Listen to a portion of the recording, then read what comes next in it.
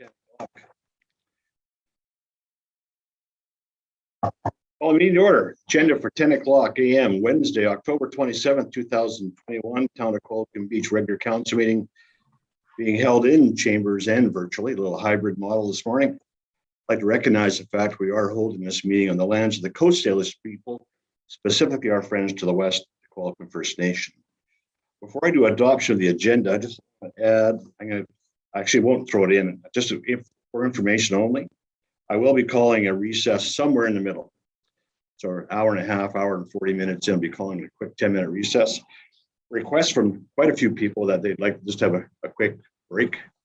And so just 5-10 minutes in the middle there somewhere. So with that, adoption of the agenda. Moved by Councilor Filmer. Councilor Skipsey, you have that look. Well, we seem to have lost Councilor Westbrook. Yes, I'm just going to assist right now. If we could just wait one moment, please. And I know he had something to say about that. So.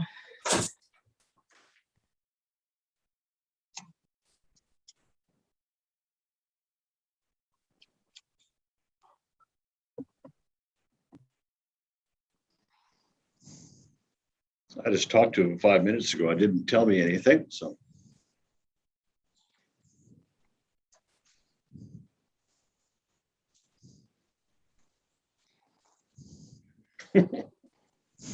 So sorry, I was just going to suggest an amendment when we have 5 people back. That's what we're waiting for. Yep.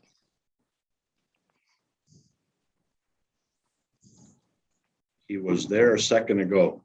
So.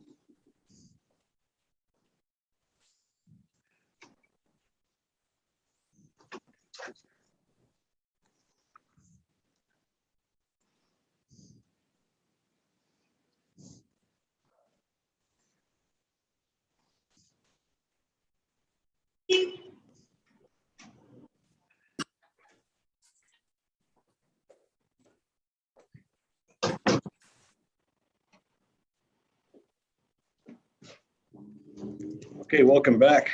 Thank you. For adoption of the agenda, Councilor Westbrook, I understand you have a change. Yes, on page 21 of the minutes, it indicates that the Innovation Hub would be deferred to an in-camera meeting, so it should be removed from today's agenda. Sorry, if I may. This is I would direct Councilor Westbrook to the staff report regarding that particular aspect of the decision. If you read through the staff report, it says quite clearly that rezonings are done in public, and it's only leases, property disposition, and purchases of land that are done in camera. So those aspects would be done in camera, but because of the way the law actually works, we do have to do the rezoning in the public. Your Worship, I respectfully request that this will be deferred to an in-camera meeting first. That's my request. And so that's my motion to amend the agenda. I'll second. Further discussion. Councilor Harris. Through the chair to staff, are we able to contravene the community charter by a majority vote of council? Actually, I'm not sure what the reasoning is behind it. So I'm not sure that it'd be easier for us to make a decision, Councilor Westbrook, if you had a reason that it should go in camera. Well, sorry, if I could, obviously dealing with a land issue. And I thought it was clear that we would discuss this at an in-camera meeting. That's what the motion indicated. That's what I was expecting. So I would prefer if we stick to that motion based on page 21's minutes. Any comments from staff? Through the chair to Councillor Harrison, with regard to his question, so it would not be legally permissible to advance zoning amendments in camera. You're 100% correct. Without knowing the details of Councillor Westbrook's request for a deferral or a delay in consideration, I can't speak to whether or not the in-camera discussion wouldn't be an issue moving forward.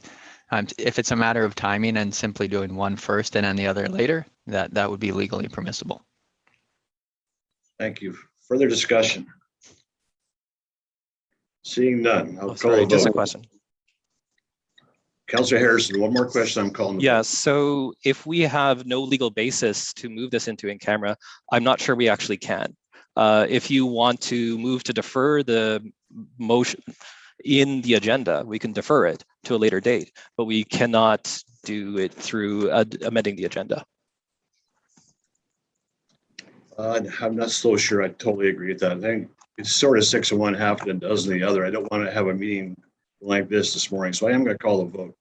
All those in favor? Opposed? That motion passes. So we will strike. Where is that on the agenda quickly? Mayor Weiss, that's item number under the staff Number report. 6, yeah. Okay, thank you. Adoption of the agenda as amended. Sorry, Adoption of the agenda as amended. no, sorry, I requested earlier a second amendment. Sorry? I requested a second amendment earlier. I was just waiting for Councillor Westbrook to return. Go ahead, Councillor Harris. So I would actually move to strike 4.1.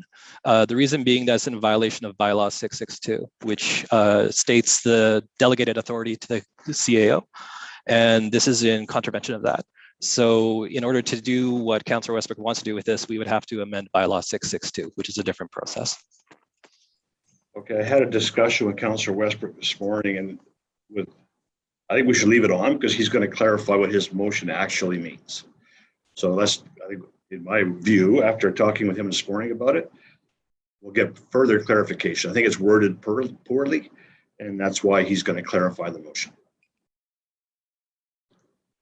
So you want anyone going to second the amendment? That amendment will fail. So agenda as amended. So thank you, Councillor Skipsey, Councillor Westbrook. Discussion. Seeing none, all in favor? Opposed? Councillor Harrison opposed. Approval of minutes. Move the minutes. Thank you. Councillor Filber moved. Councillor Westbrook second. Discussion. Councillor Harrison. I think we skipped something. Consent agenda. We'll go back. We'll go back. Okay. Thank you. All of discussion. Any further discussion on the minutes? Councillor Westbrook. Not on the minutes, on the consent agenda. I think We haven't passed this one yet, so Okay. let's go back. All in favor? My apologies. Thank you. Adoption of the consent agenda. Councillor Westbrook. I moved the consent agenda, but had one question about, and that's in the finance report. So Can I if get you can pull that one out, we'll move the rest. Thank you. Moved with finance pulled. Councillor Harrison. Sorry, just seconding. Thank you. Further discussion? Seeing none, all in favor? Thank you. Councillor Westbrook. It's a very short question. Council asked our staff, Mr. Marsh, what the cost was of the bocce ball courts at the St. Andrews Lodge, and he was going to provide a cost number, what it took for both staff and the actual hardware. And I was waiting for the answer. Thank you. So if you can bring it up. Go ahead. If that can be brought forward during the staff report, that would be fine.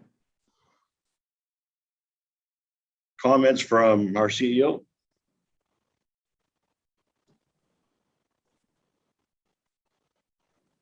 Are you there? I see. It's unmuted, Daniel. I am there. I am there. It just takes about 5 seconds for the unmute to actually react on my computer. So I am aware of the question, and I do believe finance was working on an overview to be provided as part of the budgetary discussions. The reason for that is there's also a request through planning for preparing for next steps on St. Andrews, and we need to equip a budget. So we thought we'd provide a comprehensive report at that time. And that's fine. Thank you. Very good. Thank you.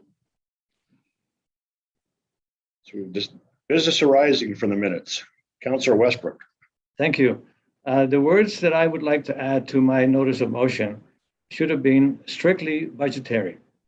And I spoke about this with former chair of the RDN, Joe Stanhope, and former acting CEO, Dennis Trudeau.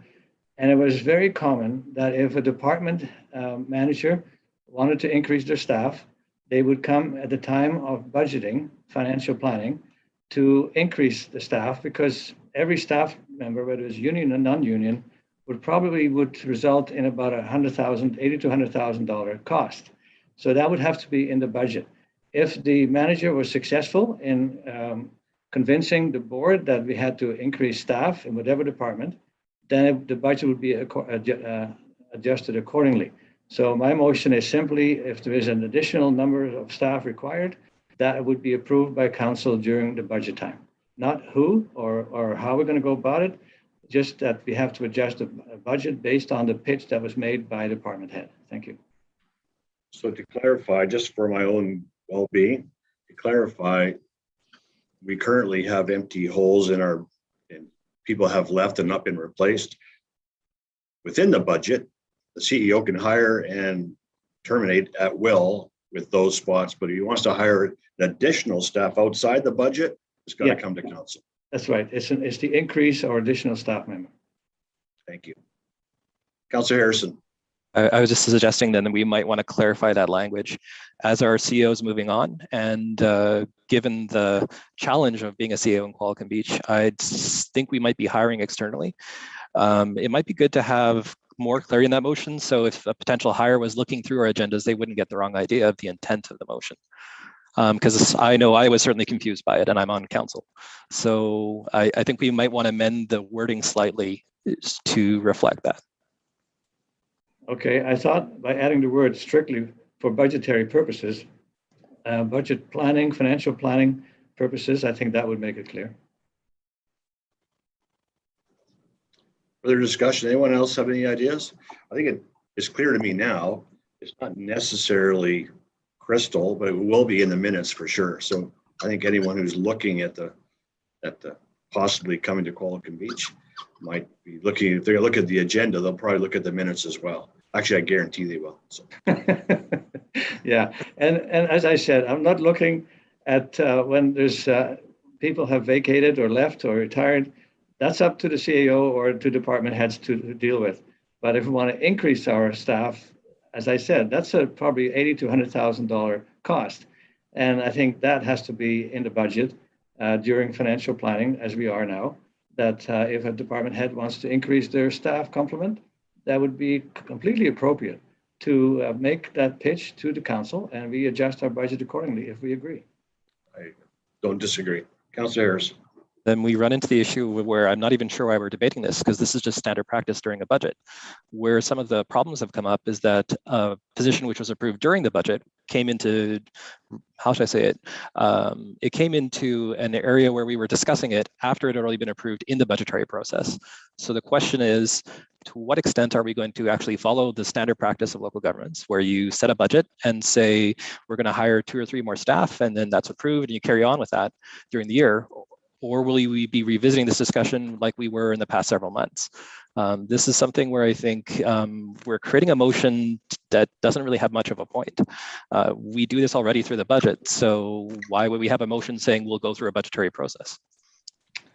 Well, you know, at this point in time, it's there, and it's clarified that we're going to do it.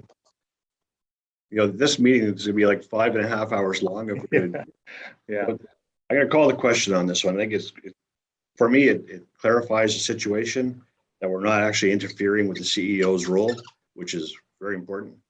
Oh, Heather, you're up. Sorry, I just need someone to second the motion, and I would like to read out the motion to be clear that I've got the intent of council, so that the town do not increase our numbers of staff from our current complement unless approved by council during budget time and financial planning review processes. Right. Very good. And I need a seconder for that. Councillor Filmer. Actually, I'm sorry, I thought Councillor Skipsey already did, so my apologies. I'm not going to have any further discussion. I'm going to call the question. All in favor? Opposed? Councillor Harrison. That one's done. Committee of the Whole, motions from October 20th, 2021, Committee of the Whole meeting. A, I think we have A, B, and B are very similar. Councillor Skipsey. Yeah, well, I would like to move that we postpone this motion definitely. if I could get a seconder for that. Okay. And I anticipate that the next motion where we look to find solutions for addressing problem locations would help inform us as to possible solutions, and that knowledge could be used going forward throughout the town. So I think if we start with the next motion and then later get back to this motion, that would be appropriate. Support B. Couldn't agree with you more. Thank you for making that motion. It has been moved and seconded. Further discussion. Councillor Westbrook. Mayor, we say the number is 31 in this motion, but I think there's been a few more. So I think we should just say on all the locations where we've had complaints. That's an amendment to the, we're still on A. I think Councillor Skipsey moved and we all seconded that we strike it. Yeah. Councillor Harrison, you're jumping to the game. Go ahead. I was just going to suggest that we just make a motion to defer definitely, as Councillor Skipsey said. And I believe it's a motion to defer. So let's just vote on 3A, because I agree with her reasoning. That should be something we vote on with a full report in a normal council meeting. That's pretty reasonable. Exactly. So call the question. All in favor? Yeah. 3. Now we're on B. I second B. Thank you. Moved and seconded. Discussion. Councillor Westbrook. As I said, it says 31 locations that we know of. I think there's been a few more in the meantime, so I'm looking for a friendly amendment that it would include these others who have also sent us a complaint about their light. Yeah. Councillor Harrison. Oh, I was just going to second that amendment. I think it's a good idea. Further discussion. Councillor Skipsey. Yeah, I just had a question because there was a fairly similar motion that was adopted by council back in July, although it wasn't to work with BC Hydro, it was to work with the engineer, the illumination engineer. And I just wondered if this motion would then supersede the previous motion. I think they're very similar. Actually, I think the motion we had before, I believe, was yours. Well, For a pilot project, but we weren't going to do that until after we had the illumination engineer. This is very much the same, a bit more detailed, but it is very much the same. So, Councillor Westbrook. The latest motion would supersede the earlier one. Yeah, thank you. It's a bit more detailed as well. Yeah. Councillor Harrison. Oh, I was just going to point out too, I believe the contract for the report might be fulfilled. So that would actually basically make this more applicable. Further discussion. Seeing none, all in favor? Unanimous. Thank you. Next one. C. Oh, Heather, go ahead. Sorry, that was just voting on the amendment to strike 31 locations. We need to vote on the main motion as amended. Main Okay. motion as amended. Yeah, I actually thought I made a friendly amendment, but nevertheless, we can vote on the I amendment. thought so too, but get it by the book. Seconded by Councillor Skipsey. Main motion as amended, all in favor? C. I'm not sure where you guys want to go with this one. I'd leave it up to you entirely. Councillor Westbrook. I move on C, the first one, deleting 10.2. We'll take them one at a time. And that's the first motion. So I Thank move you. that. Seconded by Councillor Harrison. Councillor Harrison. Sorry, just hitting buttons and screen was going all over the place with the Zoom. So I think this is similar to A, where we'd want to defer this till we actually are discussing the code of conduct with a report from staff in a normal council meeting, as opposed to moving it now when there's no actual report. Citizens might benefit from having all the information in the agenda package when we're actually moving it in a regular council meeting. I don't entirely disagree with that, because I think when we get to D, where we're going to have the little workshop on what section 6 looks like, and we can actually bring the whole thing back at once in a council meeting. I think that's a pretty good idea. Discussion. Councillor Westbrook. I tend to agree with you, Mary's, on that. As you know, we've had consultations before by a gentleman who was very proficient in both from a management and from an elected perspective. So I would say that number D, if we can have someone I don't think it needs to be a 2-day conference, but I think a couple hours would probably do it to deal with just the directing the workshop on how we can work with our staff. I think that's the interaction with staff. That's the key thing. The other items, I think we can live with. The report was available to the public. I think they would like us to see move ahead. And if we wanted to change it after a workshop, which I doubt, we can deal with it then. But I think moving the first three, moving all the bullets, and then D as well, I think we're on our way. Okay, so far you've only moved the first bullet. I did, yes. So you changing that to the first three? Well, I'm prepared to go one at a time, but if you'd like me to go, I prefer one at a time. Let's do it that okay. way. Yeah.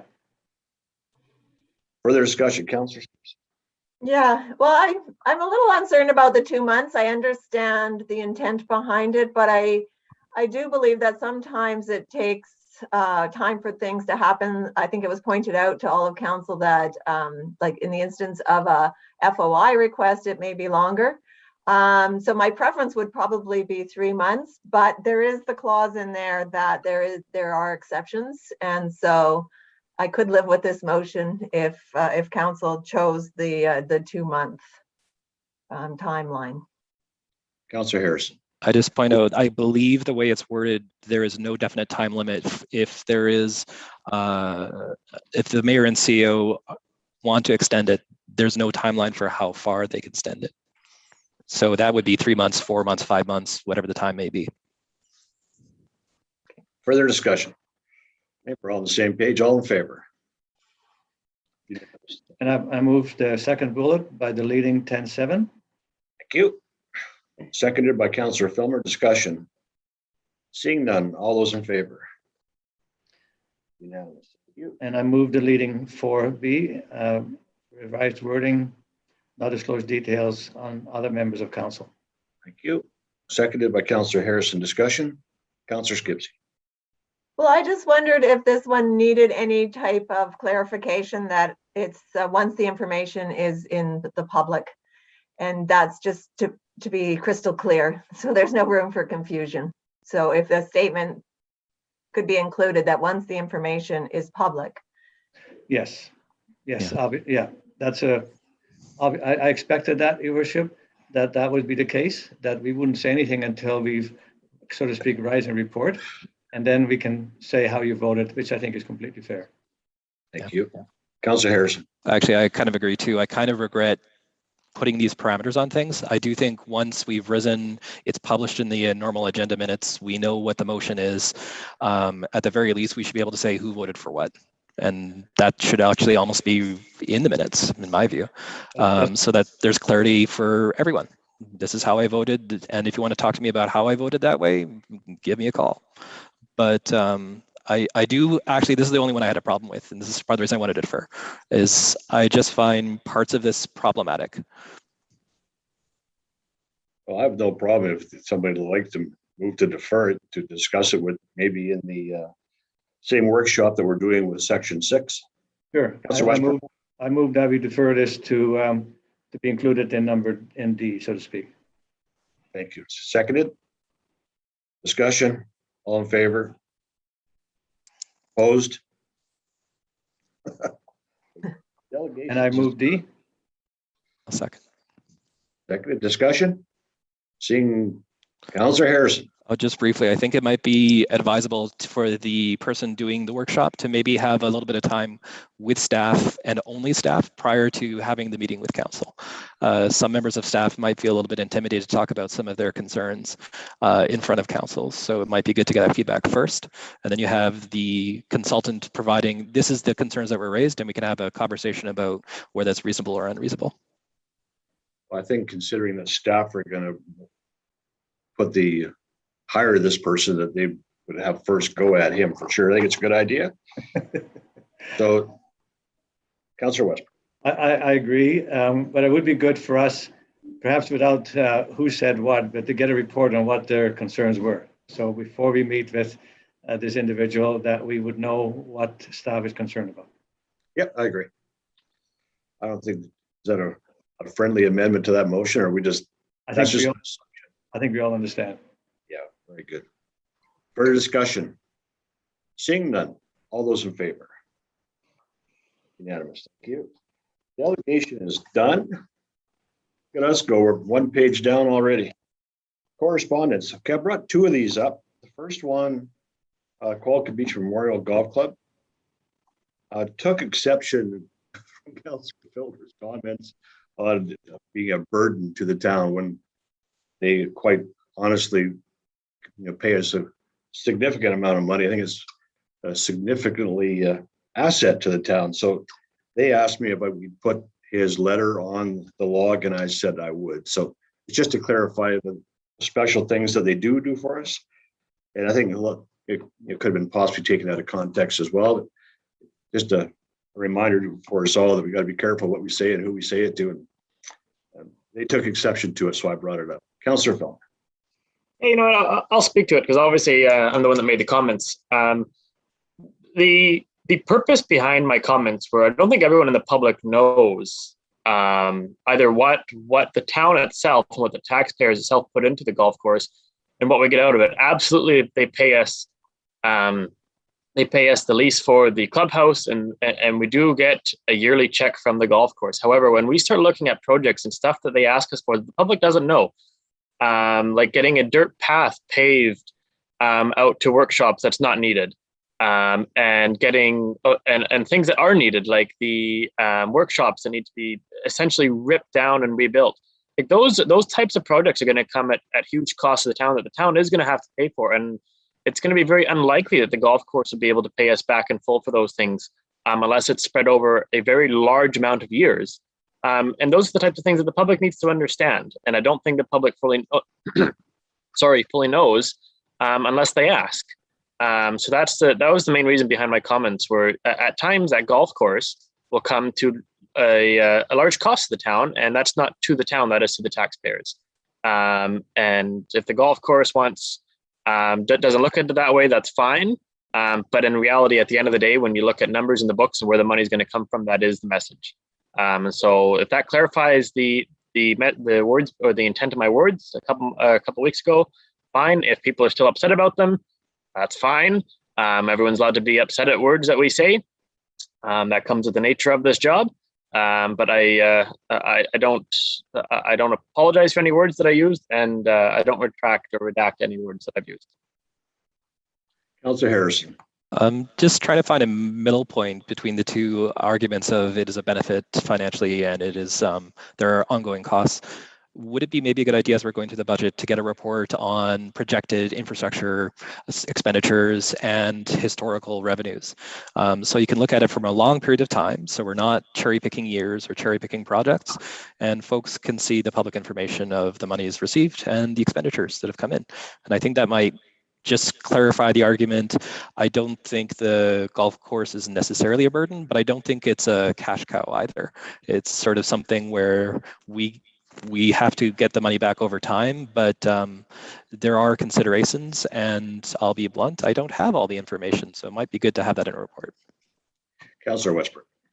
Thank you. I want to thank the board for the work they've done, previous boards as well, for all the work they've done to make Qualicum Beach Memorial a very successful operation. They're all volunteers that sit on that board, and they work hard to make sure that it doesn't become a burden to town. It's not just about dollars and cents either. It's about the whole culture, the attractiveness of the golf course, where it sits. When people drive in, especially on the Old Island Highway, and they come into town and drive through a golf course, that we don't have to pay to maintain. We have to send staff out to maintain boulevards and parks and ball fields. We spend $600,000 or something on ball field lighting. Those are big costs that nobody pays us back for. When they build something like the clubhouse or with the future change of their so-called works yard, they're planning to pay it all back. So I don't see it quite that way. And I think for us to look at it from a strictly financial perspective, we can do that. But I think it also improves the quality of life and to stay active. And a lot of people use that golf course. I think they've got 310 members. I think there's 90 in the waiting list. And there's all kinds of people who want to play what they call green fee players to enjoy an afternoon or a day at the golf course. So it's more than just about dollars and cents. It's about quality of life and the location of where this wonderful place is. So I would like to make a motion actually to thank the board for their hard work to We help. have a motion on the floor, sorry, but you can do it right after. Oh, we do have a motion? I'm sorry, I wasn't aware. I thought, didn't Councillor Harrison move that we get a staff report? Is that not moved? I was This is suggesting as suggested. an idea, Okay. but I wasn't a formal motion. But if you like, Thank we you. can do that after. Do it after. Councillor Westbrook. So my motion would simply be to send a thank you card from council, signed by you, an official thank you for the board and the work that they do. And that's not to put anybody on the spot. I just know from having attended many of those meetings, how much detail they go into because they are hands-on board and they work with staff to make this thing work. So I think a sign of appreciation would be welcome. Thank you. Seconder. Councillor Harrison, further discussion? Seeing none, all those in favor? Unanimous, thank you. Councillor Harrison. Oh, sorry. I was just going to suggest that maybe we just have a motion that as part of the budgetary process, we have that long-term report on the infrastructure costs and the revenues from leases from the golf course. I think it's good too. Also seconded. Councillor Westbrook, discussion? Councillor Fillmore. Yes, thank you. I don't know if you want me to use my hand function or not, because I've had my hand up for a very long time and it does not work. So, Well, it's hard because you put it right here. If you can get it up here, I can see it. well, I've got the blurred background and my hand will blur out. So I try to. Okay. Just yell at me. Yeah. Okay. Yeah. I'll this motion that Councillor Harrison is making, I actually already have it written down, and I was going to do it when we discuss our budget again. But that's fine. We can do it now. I agree with everything being said, but I don't necessarily agree with what Councillor Westbrook has said. And for that reason, that when we start talking about quality of life, absolutely, having a golf course in the middle of town, it's beautiful and it's been in town forever. Absolutely, I don't disagree with that. And it definitely adds to that Memorial Drive as you're coming downtown. And everyone relates, a lot of people relate Qualicum Beach to the Memorial Golf Course. But I disagree with the comments of it's quality of life for our residents. If you walked around through every neighborhood and door knocked on every door, said, how many times have you used Memorial Golf Course or do you use Memorial Golf Course? You're going to get a lot of no's. And then if you stood at those doors and then explained how much money the town itself puts into the golf course versus how many of our residents use it, you're going to get some looks. And I know that because I've done it. So when we start talking about quality of life, absolutely, it benefits the quality of life, but for a certain amount of residents, not for all residents. When you look at other recreational facilities in town, are other recreational facilities that we put money into, let's say our trails, our fields, our pool, that benefits a lot more residents than just the golf course. And so that's where my comments are coming from, where we start investing into recreational facilities. The golf course doesn't benefit a lot of members in our community. When we look at 9,000 people, it doesn't benefit that many people. Absolutely, they've got 310 members. We've got 9,000 residents. So compare those numbers, go knock on doors and talk to people. Yeah, and like I said, I have, and the response you get might not be what you're expecting. Absolutely, it's a great asset for the town to have as per land, and land doesn't really have a value. So if we compare it that way, absolutely, it's probably the best thing we own in town. However, when you look at the other sides of that factor, there are some different conversations to have. I support this motion going forward. I look forward to a report coming forward on looking at expenditures and finances going into the golf course for the town and vice versa. And I'll just leave it at that. I think I'd like to add just quickly, it's a lot more than that. It's tourism. People that come here to play, like we got another golf course on the agenda. Tour is a big deal in Qualicum Beach, and the golf courses we have here, including Eagle Crest, people come here to play the three courses. That benefits us all in the long run with tourism and money spent downtown, et cetera. So further discussion. I see Councillor Westbrook sort of gone again. No, I just closed the door. I just Okay. closed the door because I hear my feedback talking in your office. Further discussion. Councillor Harrison, we got to move on. Yeah, and just 2 seconds, I just want to echo for the tourism. We also want to think of the different demographics in the tourism market. So what Memorial offers is not necessarily the same as what Pheasant Glen offers. You might not have the same tourists going to golf at Memorial as you would at Pheasant Glen. And I'm thinking here more of a slightly older demographic who'd be traveling in, say, their late 60s, early 70s. And we do see, I believe about 3 years ago, the number of people who were not members at Memorial, but were visiting to golf at Memorial. That's where they kept their revenue stable, as there were more people visiting. Yeah, I know quite a few people actually that come into town and play all three. So they come here to play all three. And I do as well. Anyway, I call the question. All those in favor? Unanimous. Thank you. Our next letter is just a thank you letter we got about the process through a build. And you know, we always get the negative stuff, but we never pull the letters that are commenting how a great job our staff are doing. So I did this one today. Just it was time to recognize that our staff do a great job and give them kudos for a job well done. And that's the only reason it's here. I'm not expecting anything else, but just a good news story instead of a bad news one. So I'll carry on with that unless somebody else wants to comment. No, I think you said it all. Thank you. Moving on. Bylaws. Airport Establishment and Operations Bylaw Amendment. Move adoption. Second. Seconded by Councillor Westbrook. Discussion. Councillor Harrison.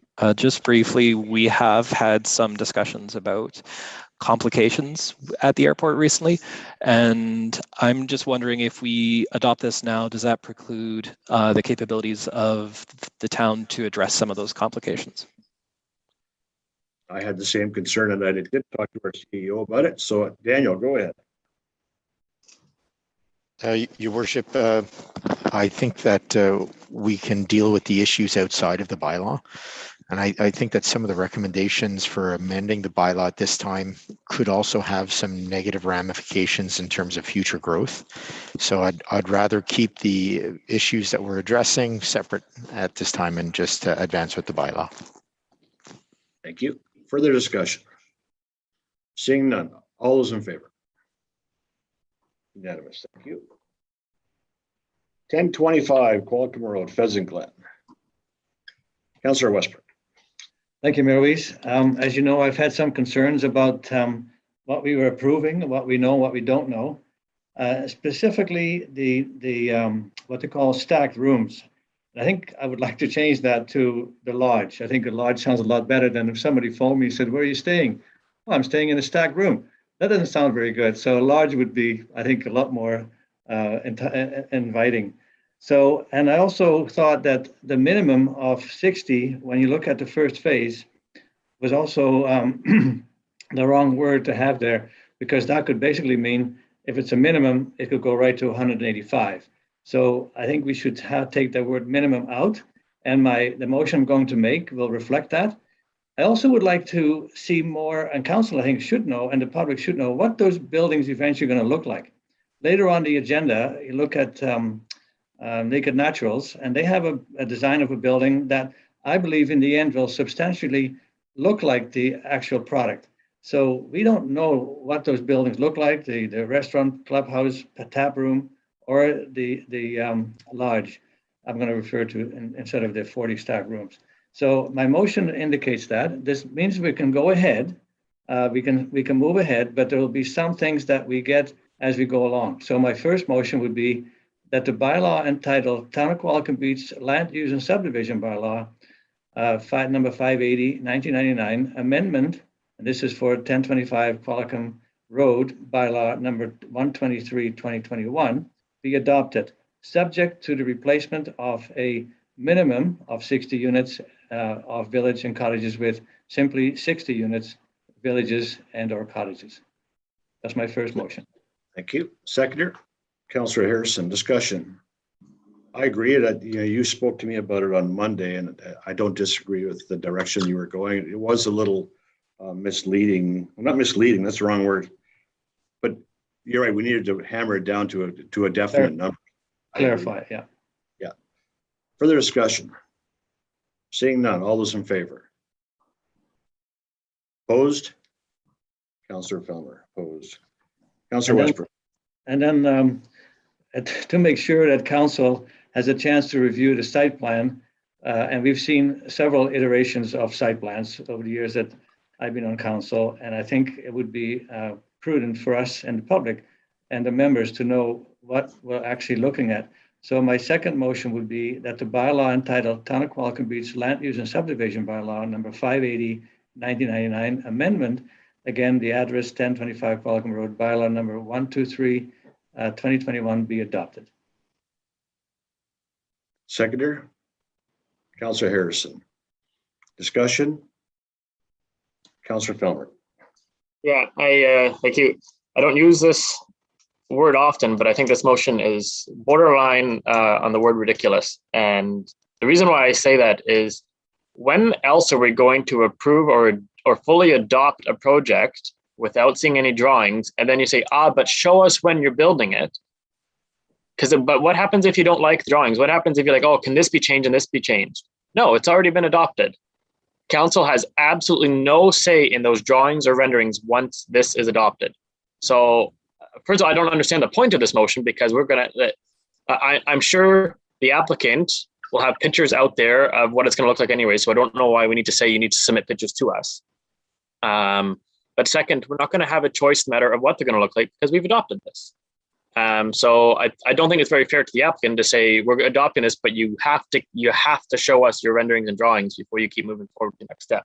That's not fair to the applicant, and we're not going to have a say in it anyways. The applicant's going to laugh. They say, "Well, I don't really have to show you because you guys have already given me the go ahead." So there's no pluses or no minuses to this. It makes zero sense. I think to clarify the motion, Councillor Westbrook, I think you should read your entire motion out. Okay. I thought I'd read it in part, but Councillor Filmer is correct. And that's why the motion includes that no subdivision of the land can occur until council has approved a site plan that identifies the general location of cottages, villas, the clubhouse, and other amenities, unless such subdivision is consistent with the land use concept site plan that was included in our January 13 council agenda. That's when we approved our first phase. So I should have read the entire motion. I apologize for that. Yeah, no worries. Thank you. I think just to clarify Councillor Filmer's comments, the single family units, no, we won't see what those are going to look like. We don't need to. All the multi-family stuff and the clubhouse all has to come back to council for approval. That's just the way it works. We don't. All those will come back to council for approval. Before subdivision. And if we need some clarification from Daniel or Mr. Sales on that, that's my discussion with them, and council will definitely have opportunities to discuss what those look like. Yes, thank you, Mayor Weiss. I would clarify that because this is a development permit area, any building construction will come back to council for approval of a development permit. If council is not satisfied with the proposal at that time, that there would be no obligation to approve it. What Councillor Westbrook's motion further clarifies is that prior to subdivision, that site plan would also come back to council if there's any deviation from the January council meeting agenda. I think that clarifies everything. Thank you very much for that. Further discussion. Councillor Harrison. Oh, just briefly, I just want to say that I know there's been a lot of discussion between multiple parties, and staff put some time in to come up with a few ideas on how to address some concerns. So I just want to send a moment to appreciate the work of staff to try to answer some of those questions. Yeah, staff and lawyers have been working pretty constantly for the last couple of days. I can assure you of that. Councillor Scripps. Yeah, so I was just looking for a clarification as to whether then Councillor Westbrook's motion is going to replace the one that's on the agenda. So is that what we're? Yeah. Yes, okay. So I would just like to say that I do support the resort, but I cannot support the current proposal as it lacks any kind of certainty around providing tourist accommodation. So there's no certainty in the first 60 units that tourist accommodation will be provided. And I also think it lacks clarification as to when the development will be connected with the town utilities as far as especially sanitary sewer. So I can't support it until those items have more clarification for me. Councillor Westbrook. Thank you. That's a very valid point, and I've heard other people ask how they're going to deal with their liquid waste. It's too many units to have on I think too many units on a septic field. So how are they going to deal with that? I would leave that with our engineering department and planning as to how they're going to hook up to the sewer system or how they're going to deal with that. But I think that's a technical matter that I'm sure will have to be addressed before any approval of development is given. Further discussion. Councillor Harris. Yeah, and just to point out about the lack of certainty, I would point out that this is structured quite similarly to what is standard practice in Whistler and Invermere, which are resort municipalities. That's specifically what they do. Beyond that, to the point of the liquid waste, when we have the kind of agreement which is sort of layered, so you'll get this many units, and then there has to be these amenities. Then you'll get so many more units, there'll have to be some more amenities. You actually have a limited number of homes being built at any given time. In the short term, I'm not certain, but there's a chance you might see some units being built with a temporary septic field and then finally services are brought in. But again, this is getting very technical, and this is something that is more for the town's engineer and town staff. And given that we haven't seen any red flags from staff saying we believe this to be problematic, there are rules surrounding development, who pays for what. There are rules as well about these particular concerns that I don't think this is really something that council needs to get involved in unless the problem has been flagged by staff, which at present we don't have. Thank you. Further discussion. Councillor Filmer, Councillor Westbrook. Yes, thank you. These are just being my final comments on this entire application development. But you know, just before the public hearing, when we held the public hearing, and that's going back a while ago, I chose to just walk down 2nd Avenue, Memorial, and then up Fern, and just ask residents about Pheasant Glen and what their idea that is being proposed. What do they think, or what do they feel is being proposed? And when I spoke to people, there's probably about 10 to 12 different iterations of what is being proposed.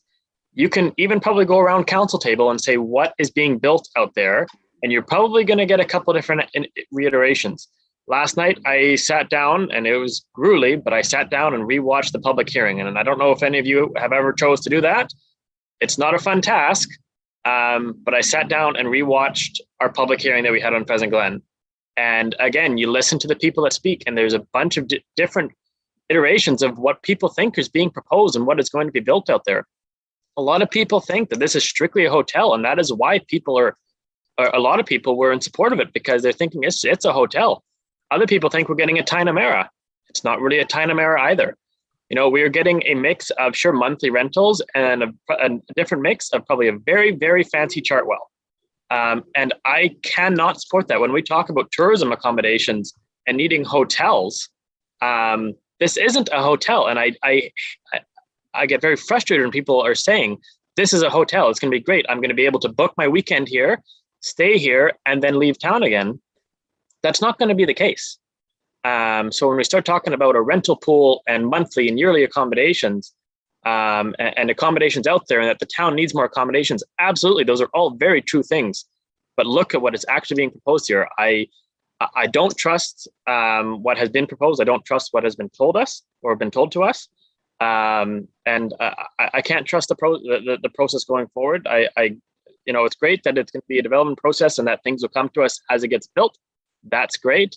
We're only here for another year, so things only come to us for a very short period of time. That's fine.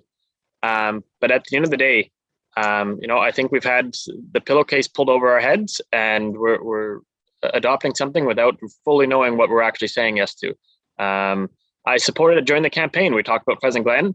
Absolutely. I supported a resort, and I supported this going into tourist accommodations. And I really still do not feel that that's what's being proved. And I'll leave it at that. Well, that was long enough. Thank you, Councillor Harrison. Just briefly, I was going to point that citizens, I believe in the agenda package, which was provided in a meeting, we've had a lot of meetings about Pheasant Glen, so I'm not certain on the date. It might have been the January meeting, but there was a report from a consultant who works in the industry of looking at the viability of hotels. And they did say specifically that this location does not work for a hotel. Secondly, I'd also point out when you read through the OCP and it's speaking about Pheasant Glen, pardon me, it doesn't mention hotel at any point. It just says resort destination. So if you look at examples in Whistler and in Vermeer, where they have this rental pool arrangement to provide resort accommodation, and we're being consistent with that. And we moreover have legal clarity that all the units have to be registered in that rental pool. That for me is the best way to get to a position where we actually have the vision that was originally put forward come into life. The other point I'd also highlight too is that I had a meeting with the Chamber of Commerce in the last month, and it's the same conversation that's always happened in the business community in this area. There are a lot of job vacancies in the tourism sector in Oceanside. There are not enough workers to staff Tinamera. So if we're going to build a second Tinamera set up like Tinamera, if there's not enough staff for Tinamera, how are you going to get staff for Pheasant Glen? So looking at this model of the rental pool where you use online registers and you have people with short-term rentals, it serves to sort of solve the problem of where do you get the staff to actually have the tourist accommodation that we want as a community. Good comments. Thank you. Councillor Westbrook. Thank you. And just to the developer, if they're listening, it says 40 stack rooms. If they want to go more, that's great too. I wouldn't put a limit on that. But my other question was whether staff could comment on some of the concerns raised during the public hearing. You just triggered something in me, with me, Councillor Filmer, about the community amenity contribution, which seems rather low compared to, for instance, what the Totsons are requesting. So I gave Mr. Sales a heads up that I would be asking the question to explain the situation with the community amenity contribution for Pheasant Glen. To you, to staff. Thank you. To the chair, to Councillor Westbrook. And it's a good question because certainly if you compare this development to the development that we considered recently, the community amenity contributions do seem out of proportion. The important point here is that calculating in a community amenity contribution has two parts. First, you have to establish the existing value, which is a factor of the existing density and an existing potential on the site. In the case of that proposal at Eagle Crest, that had potential for 2 homes. So the existing land value there was relatively low. This property has existing potential of 225 dwelling units. So that's the baseline. Where it's being rezoned to, they were going to 18 units. This one was going to 225. So in other words, this property is going from 225 units to 225 units. The other was going from 2 to 18. So the actual proportional increase was much more for that other property. The change here is that there's a potential to go permanent residential, whereas before there was not. And so what the assessment does is it puts a value on that difference. The difference between limited stay occupancy, which could be timeshare, could be seasonal occupancy, and potential for permanent occupancy. And so they established that value of the land value increase at, it was a bit over $2 million. And so half of that is over $1 million, which is identified in the staff report. So that's the difference in calculation. It's just because the existing potential is very different between these two developments. Councillor Westbrook. Thank you. My other question, and this came up during the public hearing as well. I didn't look at it again, Councillor Film, like you did, because it must have been a long sit, but I did have my notes.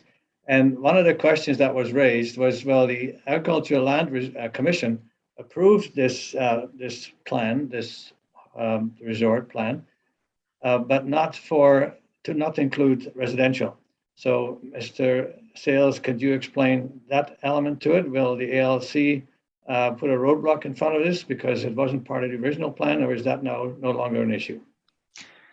Thank you. Through the chair to Councillor Westbrook.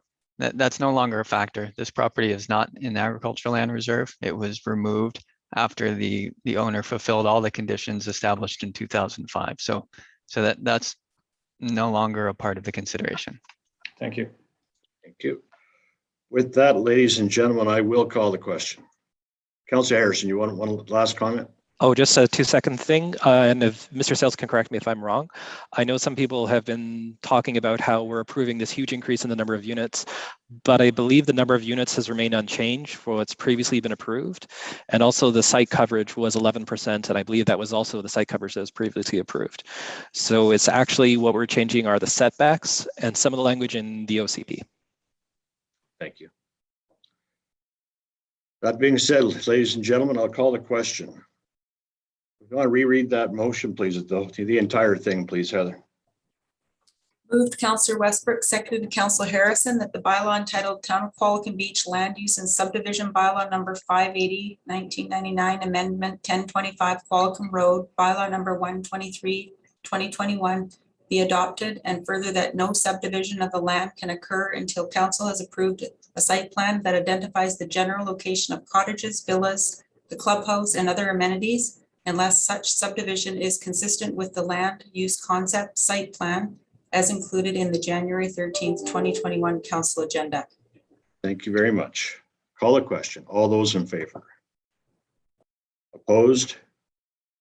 Skipsy and Filmer. Thank you. Good discussion, ladies and gentlemen. Zoning Amendment 188, Sunningdale Road East, staff recommendation. Mayor Weiss, if I could just jump in and say that the official community plan amendment was not adopted and it needs to be. I move the, What's the third point? that's the third, final point. Yes, thank you. Thank you. Seconded, Councillor Harrison. Discussion. Councillor Westbrook. Thank you.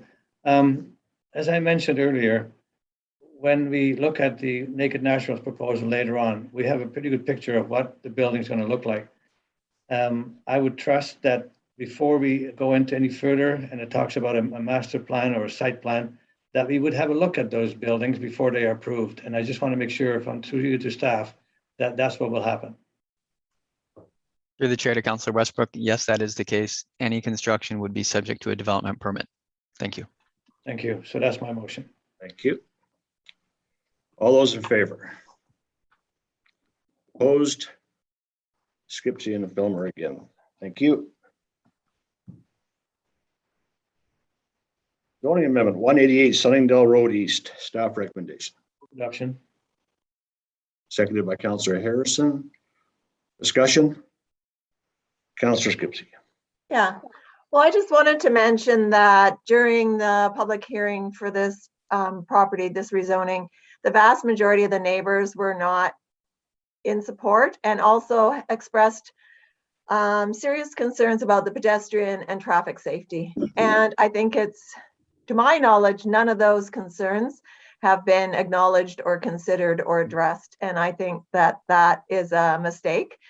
And as I said at a previous meeting, I will use my vote to make sure that the neighbors have a voice. And so I will not be voting in support of this rezoning. Thank you. Thank you. Councillor Harrison. Just briefly, I just want to point out that the majority of people who are speaking on both sides of this issue were not actually neighbors. The majority of people who spoke in opposition were not neighbors to the property. They were people who have participated in past campaigns and providing funding for Ann Skipsey in past political campaigns. Point of order, please. Councillor Harrison, that's out of line. So, my apologies, but I'm just trying to say that these are people who have connections. I would suggest that Councillor Harrison go back and look at the correspondence that came in and the addresses on that correspondence. And regardless, if people have concerns, they're their concerns. We're not here to debate their concerns. Those are their concerns. We're here to listen. Thank you. Just everybody in this room, this might be a good time for a recess after this, as we discussed. I will not tolerate any name calling. It's not going to happen today. We got some great tough issues on this agenda. Not going down that road. Let's keep it clean, keep it respectful. That's all I'm asking. Councillor Westbrook. Thank you. Here. The concerns that Councillor Skipsey raised, throughout the process, to you, to staff, have the issues of traffic safety, sidewalks at all being addressed? I should probably know that, but could you tell publicly what has been done to address some of the concerns to you, to staff?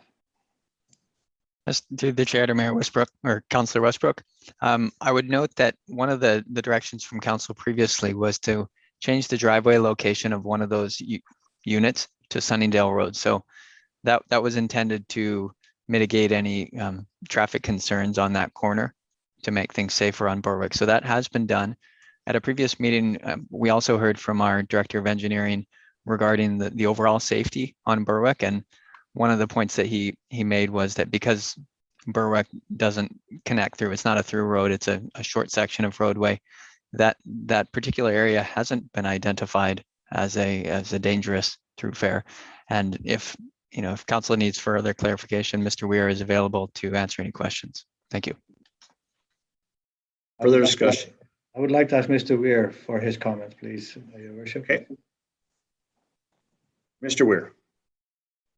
I believe Mr. Sales summarized our comments. I think we had originally looked at options and opportunities to open up Berwick across the tracks, at which point it would become a much more significant collector. The fact that it has not been done and probably will not be done. This is a minor connection between Village Way and the Crescent, and it's really just a local road, a local residential road. We do not see like high daily traffic. It's not really an issue for us. Especially the point that the most of the traffic entering the street is not it has to negotiate. The intersection is traveling at a very slow speed. There's excellent sight distance, and we don't see it as an issue. Thank you. I think this was brought up to it that last third reading. So thank you for that. Further discussion? Seeing none. All those in favor? Opposed? Councillor Skippy. 245 Mill Road. Staff recommendation. Move adoption. Thank you. Seconder, Councillor Harrison. Discussion? Councillor Westbrook. Thank you, Your Worship.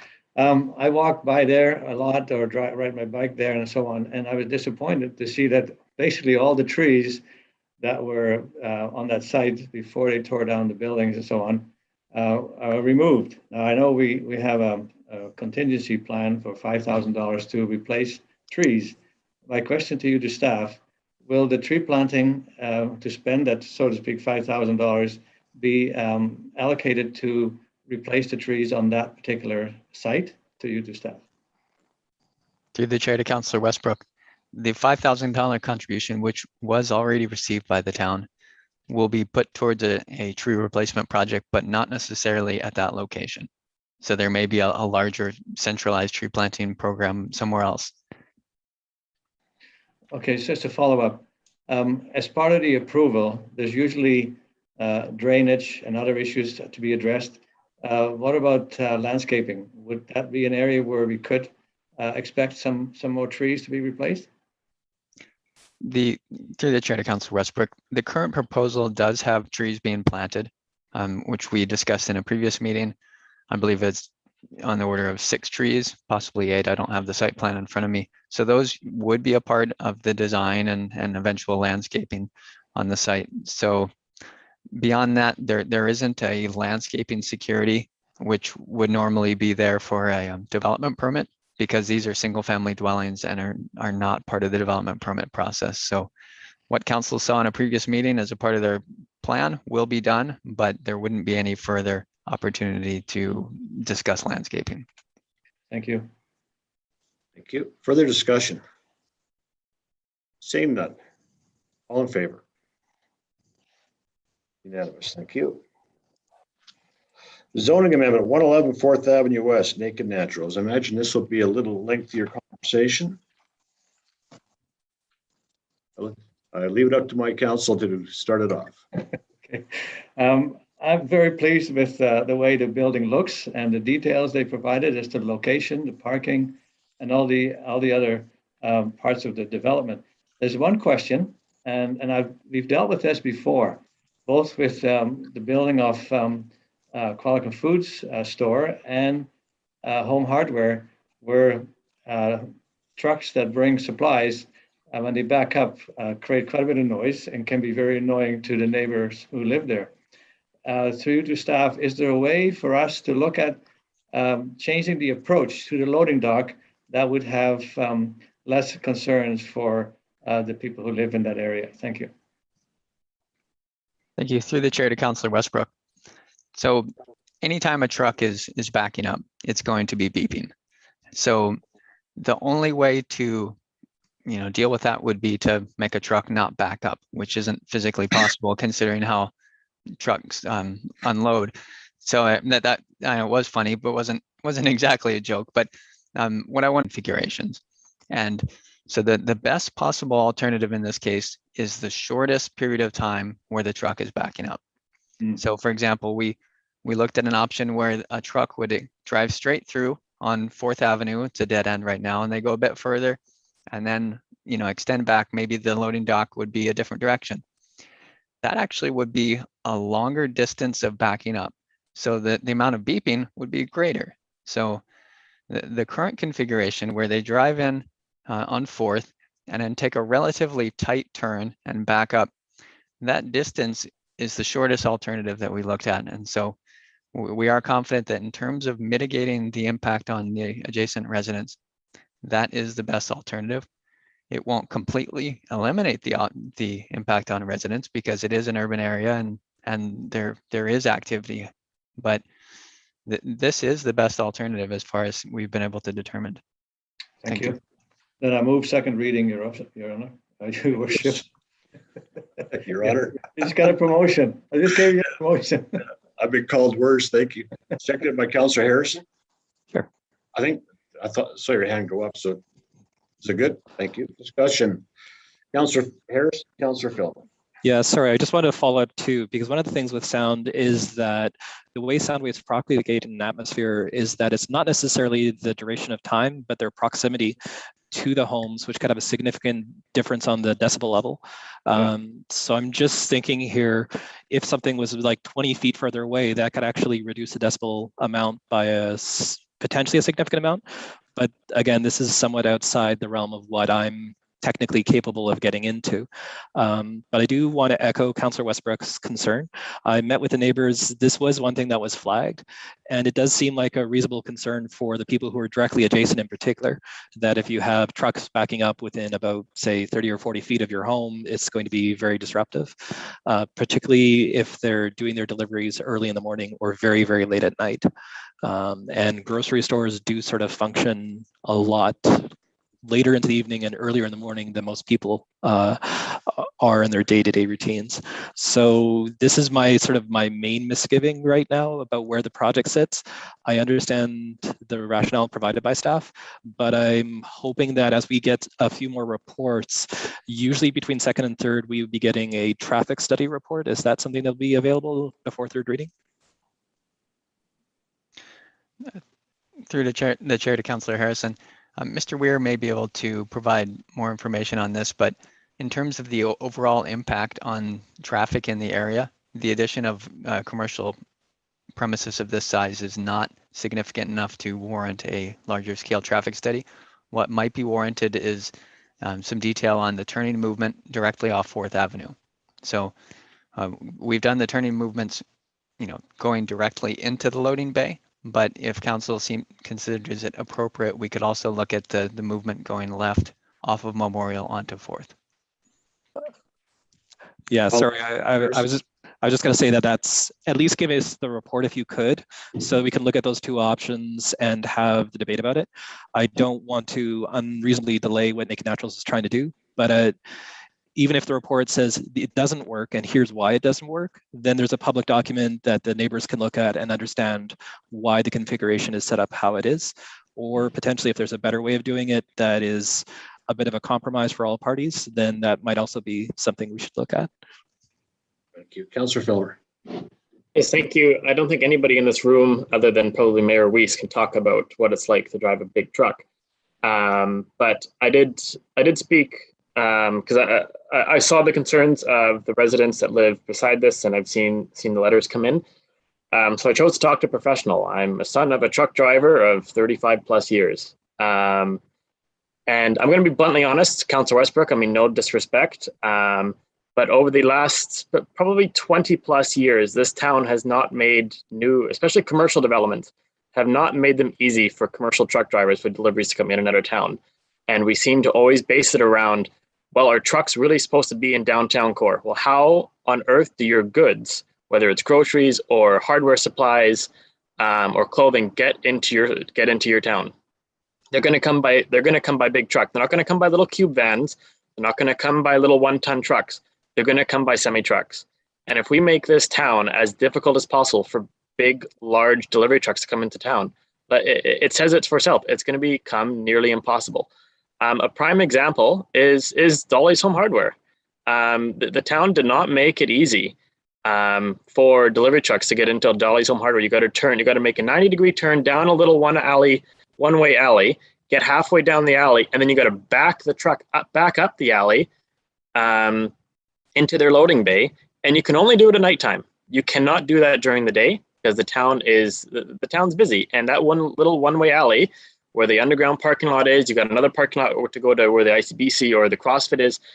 It's not easy, and the town makes it very difficult. When you look at Windsor Plywood on Fern Road, again, not easy for large trucks to get in and out of there. Sure, we can look at plans and say, let's look at a turning radius. This is the bare minimum, so let's choose this one.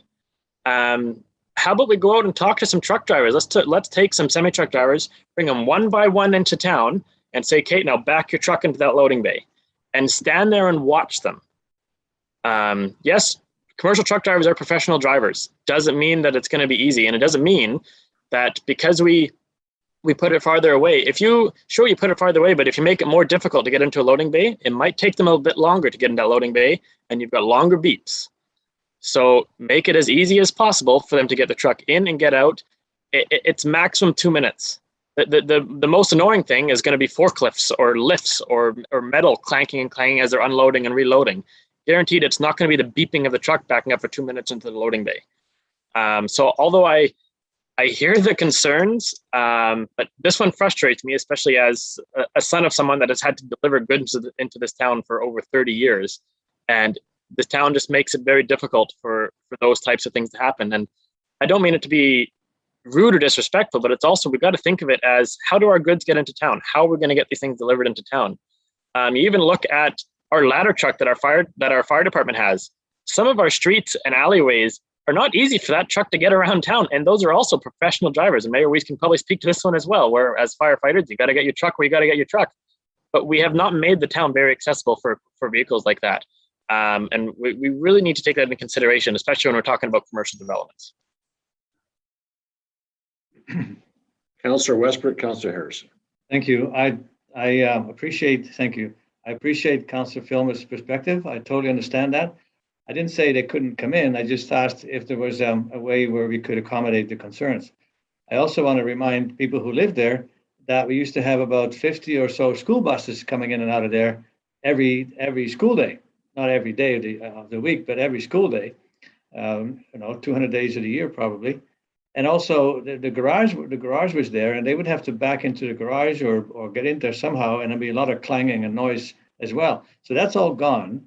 And I agree, if we can make the beeping sound, so to speak, as short as possible, and also don't make it impossible or nearly impossible for truck drivers to do their job, then I think we've got a fair compromise. But I think the neighbors also need to realize that we got rid of a lot of school buses that also used to beep when they back up, and there's a lot of them. Thank you.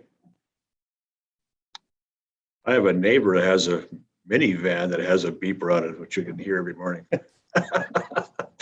Anyway, Councillor Harris.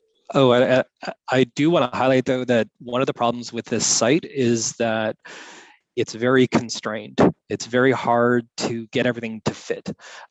So I don't think that if I'd be asking for just a brief report on has this been considered, why doesn't it work? I don't think that's the same thing as saying they have to do that. But I do think for the public, it would be good to see that this was considered by staff. What are the sort of compromises that involves?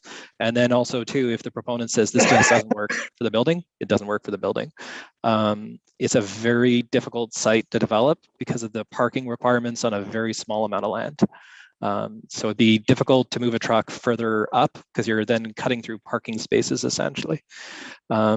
So this is just something that I'd hope to see by third reading, is just some more information from staff so citizens can look at that too and know that this was taken into consideration.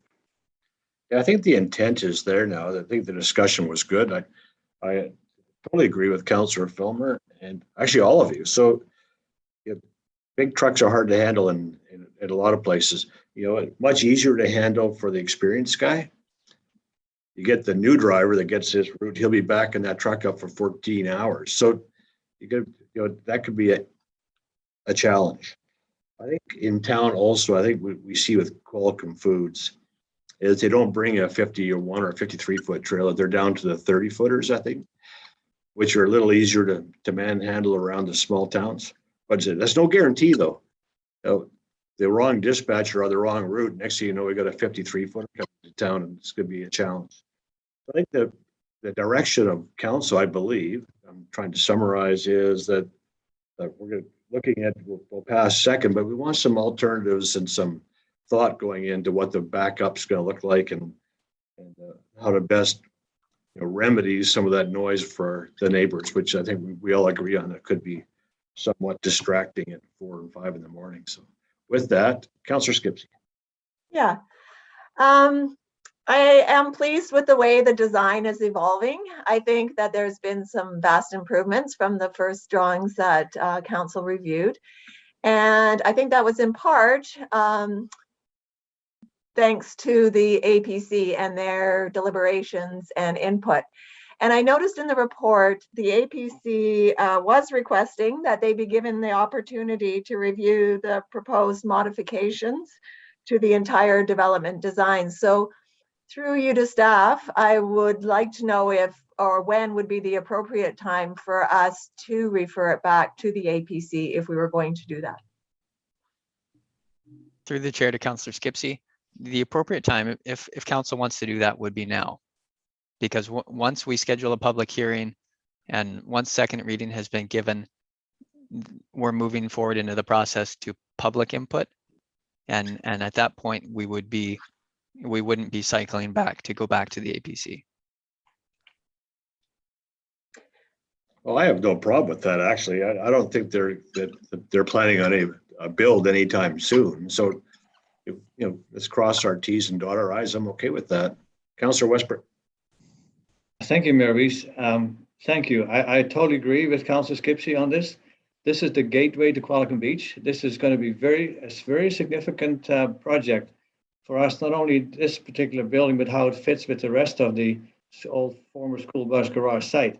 So I value the opinions of the people on the APC, and to send it there before we have a public hearing would be more appropriate than doing it after. So I would move that we have one motion on the floor. Let's get that one done. Sure. I think we're all heading in the same direction. Just want to do it procedurally correct. So yeah, we'll deal with this motion, and I'll make my other motion, or Councillor Skipsey can. Okay, Councillor Harrison, I'm just going to call the question on the first one. No, I have several points to go over on the first one because this is second reading where we're supposed to go over the proposal in detail. So one thing I want to look at. Are you asking or are you telling? No, well, it's basically. Councillor Harrison, go ahead. This is second reading is for.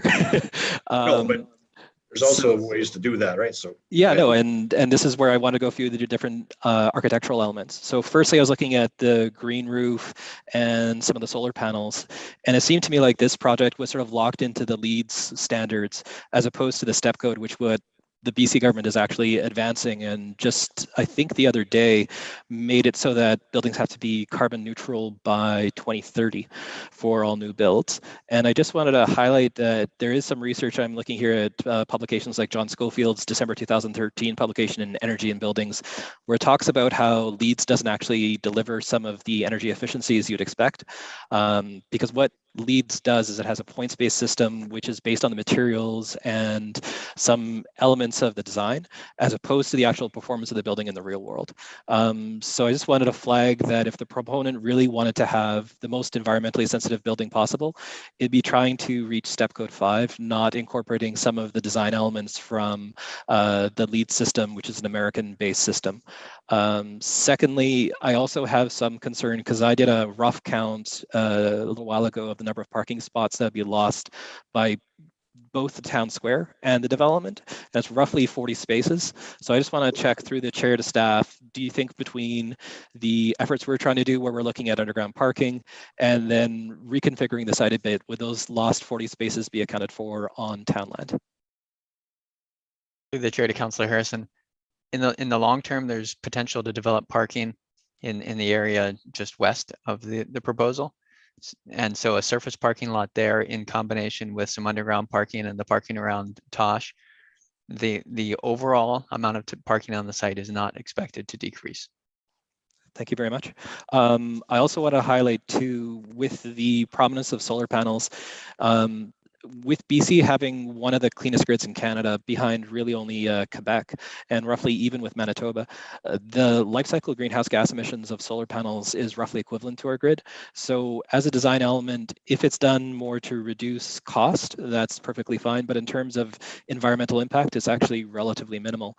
The other thing I was looking at too was the design guidelines, because this is what's called historic Main Street in our own CP for the site location. And there's certain criteria for a new build is much less strict than say for a heritage building or for a renovation. But I was looking at the design guidelines, and I noticed there's not a lot of wood finishes with what's being proposed right now. It sort of encapsulates, surrounds a couple windows, but nothing really else. And in particular, I felt for the awning where it's sort of this white, almost looks like metallic in the renderings we see. It doesn't really blend in well with the commercial buildings across the street, nor for QF which follows, nor the residential which precedes. And it sort of sticks out a little bit. So there are some design elements which I think don't quite line up with the historic Main Street guidelines from what's being proposed. But I will also note too, it is an improvement over what we had before. So that's a wonderful thing for the APC to discuss, as they have more expertise than I do. And the only other thing is just through the chair to staff, there were questions in the open house which relates to this development, which is the public square that the town would be doing on what's currently the parking at the corner of Foreigner Memorial. So do you have a rough timeline of where we might see some updates on that town square? Yes, thank you. To the chair to Councillor Harrison. Currently, the town is engaged an urban designer that's looking at all the town land and how that interfaces with this property and road accesses, pedestrian accesses and such. So they're working on that right now. As soon as they have a few viable alternatives, we'll be going out for public consultation. So we kind of have to start with the bigger picture, looking at the town land overall, and then we'll start to hone in on specific elements like exactly what does the town square look like. So we're not there on the details, but that process is started, and the design revisions are already underway. Thank you. Okay, and the only other question for staff is, have there been any discussions about trying to reach step code 5 with the proponent? Through the chair to Councillor Harrison. Currently, this proposal is proposed to be step code 4. They would shoot for step code 5, but they're fairly confident that step code 4 would be achievable. Step code 4 and 5 are both very commendable targets. 5 is essentially nearing passive house standard, which is even that much more rigorous. But I would say that they are really taking the lead in this. And I would also note that they are not proposing to pursue a LEED certification of any kind. Not that that's a bad thing. Councillor Westbrook. Thank you, Mayor Rees. Just to you, to staff, would it be more appropriate to send this to the APC before we have second reading? Because once we've done second reading, that's what's going to come to the public hearing. So it may be wiser to send it to the APC before we actually complete second reading. And in that case, I would withdraw my motion for second reading and make a motion to defer this again to the APC. I need Councillor Harrison's permission as he was a seconder. Thank you. Motion to defer, seconder. Councillor Harrison, discussion. Seeing none, all those in favor? Unanimous, thank you. So I move this plan will be submitted to the APC for their comments. And that's seconded by Councillor Harrison. Discussion. Councillor Felber. Yeah, I agree with this. I was going to bring up the same note. The only one last comment I want to make, and it might be good before it heads off to the APC one last time, is my comments is I agree with Councillor Harrison was going about the look of the building, and same where Councillor Westbrook was coming from, where it's going to be the first thing you see when you drive into town. And to me, almost one of the bigger things, other than all of the look of the building, is going to be extremely important. And when I think it was 2 years ago now, when Nick and Natural said, "I want this piece of land," I really struggled to wrap my head around how we're going to fit a grocery store in there that's not really going to face Memorial, but it's going to look good. And I think one of the ways, and I think in their drawings they tried to achieve that, but it might just be for the drawings. But a big thing, and it fits in with the Qualicum Beach feel, and it's going to be landscaping. Is how is it going to be landscape around Memorial? As soon as you come down Memorial, you come through all the big trees. First thing you're going to see is that building. But if it's got proper town landscaping, and what I mean by town landscaping is, our town standards of landscaping, which is very nice. As long as the building fits in with that, and they try to keep up with that, I think it will fit in, and it will tie the building into Qualicum Beach. But it also really needs to have, and it's a bit of a sour requirement for a grocery store to say, hey, you really need to have some nice beautification around your store. But for that piece of land, I think that's going to be the one real only way to wrap that piece of land and that property into the rest of the town, especially as you come right into town, is going to be that landscaping. I agree. Parks, I'm still not sure how they're going to do it, but if you look at every other grocery store, you're going to see all kinds of rather large ventilation units on the roof, from all the different freezers and different things they have going on there. And I don't see any on this one. So I'm just curious to see what's going to happen with all that. So, good notes to bring up to the APC for sure. And they can be looking into this. The other one last thing before I call the question is I always refer to lodgy. That's my term for it. It's like almost like an alpine lodge. Like Qualicum Beach that's what it is, right? It's that look that I'm looking for. So it's still a little bit contemporary for me. I think I'd like a bit more lodgy look. And I apologize for the term. I'm not sure what the term is, but APC can look at it, and we have taken a significant step forward for sure. So further comments? Seeing none, all those in favor? Unanimous. Thank you. So we withhold B for now, but we can move C for first reading. That is correct. Second. That's a good idea. Absolutely. Discussion?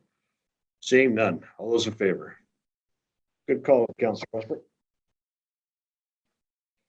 Property permissive tax exemption bylaws. I take them both. Both? Yeah, move both. Discussion? Seeing none. All those in favor?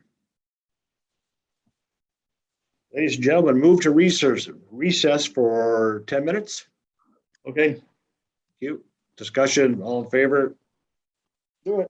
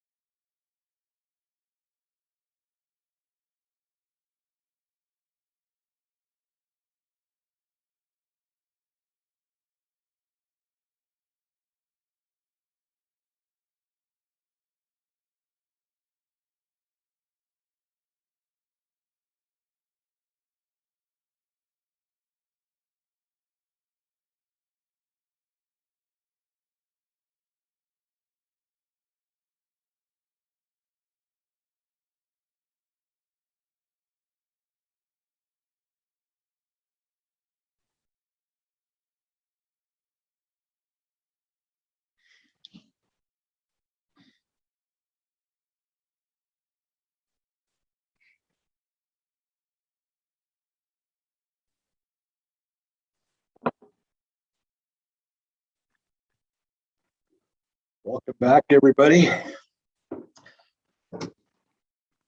We should make that a regular thing. I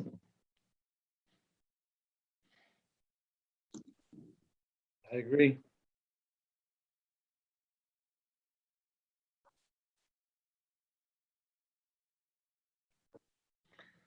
Just waiting for Robert to come back and we're good to go.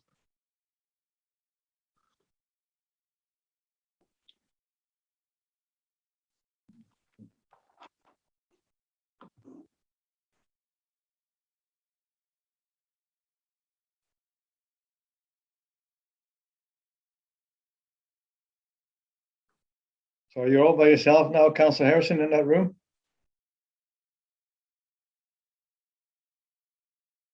Buttons. Sorry. Yes, Jean has departed. She was the last person remaining. And well, there's Daniel and Wesley here. Yeah, sure. And unfortunately, someone left one of their "I support the resort" signs. So Daniel was going to take it upstairs to put it away. And he's like, actually, I won't be in public with a sign in my hand. That's a bad idea. So it's just sitting by the podium for someone who I guess I'll take it up. That's fine. Very good. Call to order. We're back. We're at committee and liaison reports. I asked everyone last time we met to put this in writing, and I didn't do that, so I'm going to keep mine extremely short. I had a couple of great meetings.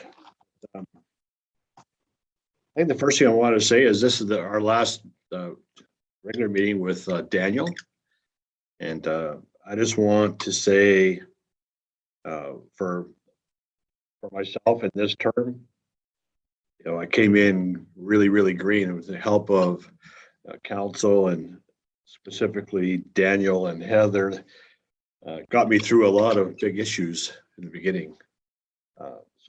And we accomplished a lot of great things, despite having, you know, throughout this term, we've had some challenges with this council, and we still got a lot of great things done. And I think that's because the things Daniel did and our staff do, and at the end of the day, we all came together as a council too to get things done. We don't always agree on things, and we're never going to always agree. But if we, you know, with this new code of conduct, and I think, you know, that actually doesn't mean anything. It's not worth the paper it's written on. But if we can all act respectfully and do it with a little class and dignity, we won't even need it. So that's something we can strive for moving forward. So anyway, thank you, Daniel. I most certainly couldn't have done it without you. We're also losing Colleen, you know, our HR director.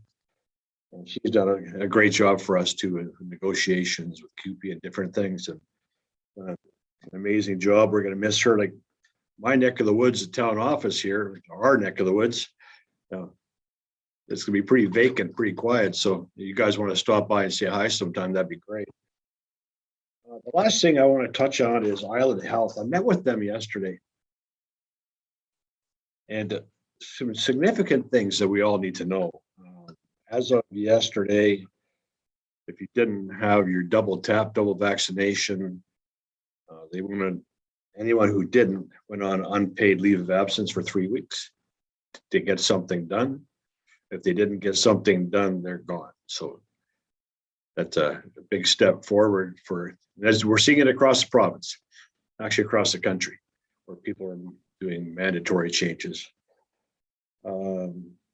Vaccinations are way up island-wide, so we're really good with that. That really disturbing piece is because of staffing. 16 long-term beds are closed in Oceanside area alone. So that's between Eagle Park, the Manor, and Trillium.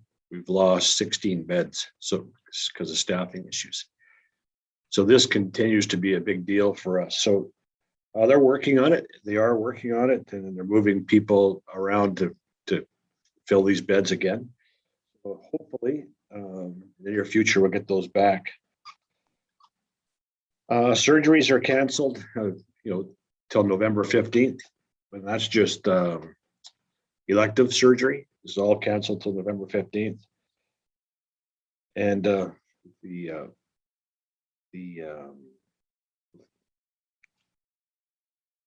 what's the word I'm looking for? Well, the people with COVID in ICU. ICU is the word I was looking for. My apologies. Where 80% in ICU are still unvaccinated. So that's where the bulk of our problems are. And so we still need to pay attention and do what we do best, and wear masks where we should. And I think we're still making the right decision by holding the meetings that we're having right now the way we're doing it. So I thank you all for that, and let's keep up the good work. And that concludes my report for today. I'll go from that to Parks and Rec, Councillor Phil. Thank you. I've already said lots this meeting, and I've got nothing to report. Very good. Thank you. Community Development, Councillor Harris. Same thing. All right. So there was a few things I did in between the last meeting. One was with Councillor Westbrook and also with the mayor. I attended the unveiling of the curling club's renovations, and a lot of volunteers have done a ton of work, and it really is a night and day experience when you walk in there now. How bright the facility is now. I remember I was volunteering to wash some dishes in a kitchen at the start of our term, and I didn't recognize the downstairs. Just the amount of hours, the amount of effort that's gone in. There's a lot of people at the curling club who deserve a lot of praise, who the mayor probably knows on a first name basis because he curls a lot more than I do. And then at the same day, there was also a march in support of healthcare workers, so I showed up for that. And I unfortunately had to leave the curling club meeting just a little bit early as a result because they overlapped a little bit. That was about 12 people walking together to just put little heart signs and attach some balloons at the back of the urgent care center. We do have a bit of an issue more broadly on the island of staff burning out for healthcare. And when we're looking at the rather endemic shortages in terms of the amount of staffing beforehand, having people have to take some time off for stress leave does have pretty significant impacts on the availability of care. As well, there was a meeting with the Chamber of Commerce. That's something where the issues of the availability of staff came up again. It seems to be a pretty common refrain. It's difficult for people to find staff to work in a lot of the businesses in our downtown. There was also a bit of a debrief from Fall Fest, which was a great success. And I also really appreciated the location where they did Fall Fest, so that businesses who aren't necessarily at near the conjunction of Memorial and Second feel that they're getting some support from the community as well. There is a meeting for the Tourism Association, which is happening right now, so unfortunately I can't attend that. And there's a couple of notices of motions that I wanted to do. One is that usual tradition is that a council will set a stipend for the next council. So in the last year of our term, we sort of figure out what we want pay to be. And just a notice of motion that council stipend for the following term is set at the same amount as is currently in place, with an annual increase of the lesser of either CPI or 2%. Just because I've read some articles that we might have a lot of inflation, CPI could lead to a pretty rapid increase. Second one is looking at that staff present a report to council on making the use of public space for patios in the downtown area permanent. That's something Vancouver's done, and Victoria has done an extension on their program as well. And then something which I think is just more for debate, that all council meetings return to an in-person format when the doubly vaccinated population in Qualicum Beach exceeds 90%. So when we reach critical mass, Dr. Henry, I believe, has said that 90% is the percentage of doubly vaccinated individuals where we have herd immunity even to the Delta variant. Then we'd be looking at returning to in-person council meetings. And that's it. Thank you. Arts and Culture, Councillor Skipsey. Thank you, Your Worship. Well, I spent the last few weeks getting focused on feeling well again. And I would like to say a heartfelt thank you to all of the people that reached out to me to wish me well. I guess the silver lining in all of that is a reminder of what a caring and compassionate community we are fortunate to live in. So thank you, everyone. October 13th via Zoom, I did attend the 100+ Women Who Care meeting, and the charity that was selected was the French Friends of French Creek Conservation Society. And there is a check presentation this weekend that I'm planning on attending.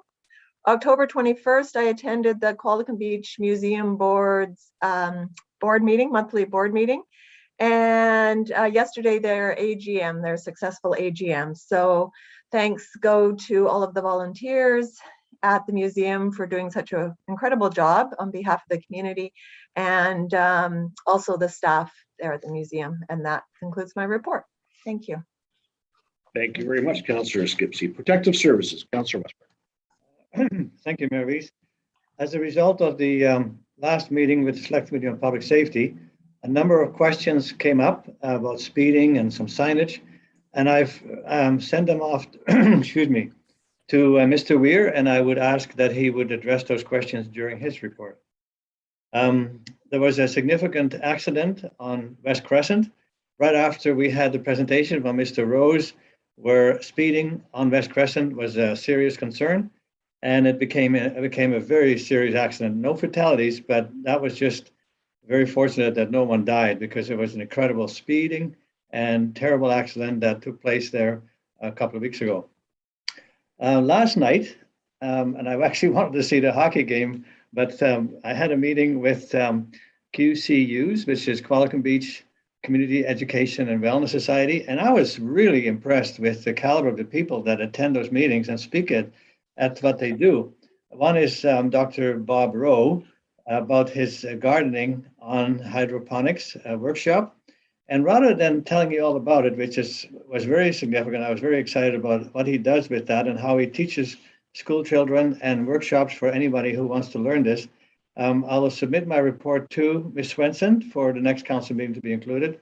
There are people who have been working on getting special bikes for people with serious disabilities, so they can ride their bikes as well. They talked about the facility that we're building into the woods with the childcare studio. And they'd like to call it a studio because a lot of the effort is being done to have a lot of outdoor activity with the children that will be part of that program. So I was very, very enthused about that. They also talked about universal access and accessibility and social connections. A great group. I'm going to submit my report to Ms. Swenson. It's not huge, but I think it's worth reading for council for their benefit. So I learned so much that I'm going to tell you one little thing that might come in handy during council meetings. One of the things that Dr. Rowe helped invent, I believe he was part of the people that invented it, and now he actually makes them, is to have oxygen go through your nose. And he showed it. He clipped it on, and oxygen went through his nose, and of course it feeds the blood that goes to your brain with oxygen. And after about 10 minutes, he says, never do it before you go to sleep because you won't be able to sleep. But at a recess for a coffee, instead of a coffee break during our council meetings, if you get that oxygen through your nose into your brain, you will feel revitalized. So he has some very interesting concepts that work, and he was part of the original development. As far as the curling ring visit, similar to our golf course. And what I learned from former Mayor Skipsey is that you can never thank your volunteers enough. They're the backbone of your community, and especially in Qualicum Beach, where so many facilities, including what Councillor Skipsey just mentioned with the old schoolhouse, that we would send a letter to the curling club. I was too blown away. I've seen the curling club many times, but their locker room, their bathrooms, everything they've done, and including having a chef now. So if you want to participate or watch an event, and they do have those tournaments or bonspiels, that you can actually have some good food with the services of a bar. So I think we should also send a letter to the people, the volunteers who work so hard to improve our curling club. And the same with our museum. Those are all volunteer organizations that do tremendous work, that without them, we probably would have to close those facilities. So Mayor Rees, I make a motion that we send a thank you letter, and not just a blank thank you, but some more detailing, all the details of the golf course, but also some details, and Councillor Skipsey can help fill in on that, to thank and a meaningful thank you to those organizations. That's my motion. I guess because we didn't have any prior notice, we notice a motion unless we're going to waive that, which I'm sure we will. Yeah. I'm counting on it. Yeah. Seconder, Councillor Skipsey, discussion, seeing not all in favor. Sorry, sort of bypassed the rules there a little bit, but I knew the intent. But I thank you for accepting that. That concludes my report. I lost your voice. I'm not sure what happened. I said thank you for accommodating that, and that concludes my report. Very good. Thank you. Good report. Staff reports. Corporate Administrator Heather Svensson. I think we can do 1, 2, and 3. I'll move. Thank you. Seconder, Councillor Westbrook. Discussion. Seeing none, all in favor? Unanimous. Thank you. I see Bob Weir this hand. Yes, through the chair, Councillor Westbrook had mentioned the 5 questions that were forwarded to the committee. I didn't know whether he wanted me to speak to those during his report or not. No, he said actually during your report, but so I think your report, I have you down engineering and operations, the last thing we do before we call it a day. So I think Arnold is going to speak to the benches, but right before we do that, I'll get you to speak to the, is that okay? That's what I said. Yeah. Very good. Planning, Mr. Sales. Move the staff recommendation. Seconded by Councillor Harrison. Thank you, Councillor Phillimer. Discussion? Seeing none, all those in favor? Q. Councillor Phillimer. Move the staff recommendation. Q. Seconded by Councillor Harrison. Discussion. Councillor Harrison. Just briefly to flag too, at the Chamber of Commerce meeting, there were discussions, not necessarily in Qualicum Beach, but in the broader region, of some of the larger operators in the hospitality sector looking at building staff housing themselves, just because it's become that difficult to actually be able to hire staff, that they have nowhere to live anywhere near here for the wages they're getting. So this is something which will help. The amount of money they're going to be receiving isn't that significant, so this won't really change things too quickly. If you think of the Railway Street development, somewhere around $7.5 million for 55 units.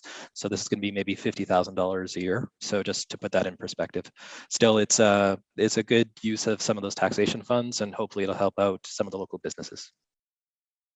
Good comments. Thank you. Further comments? Seeing none. All those in favor? Unanimous. Thank you. Backyard chicken pilot project, staff recommendation. Thank you, Mayor Weiss. Ms. Gould, if you could pull up my PowerPoint, that would be great.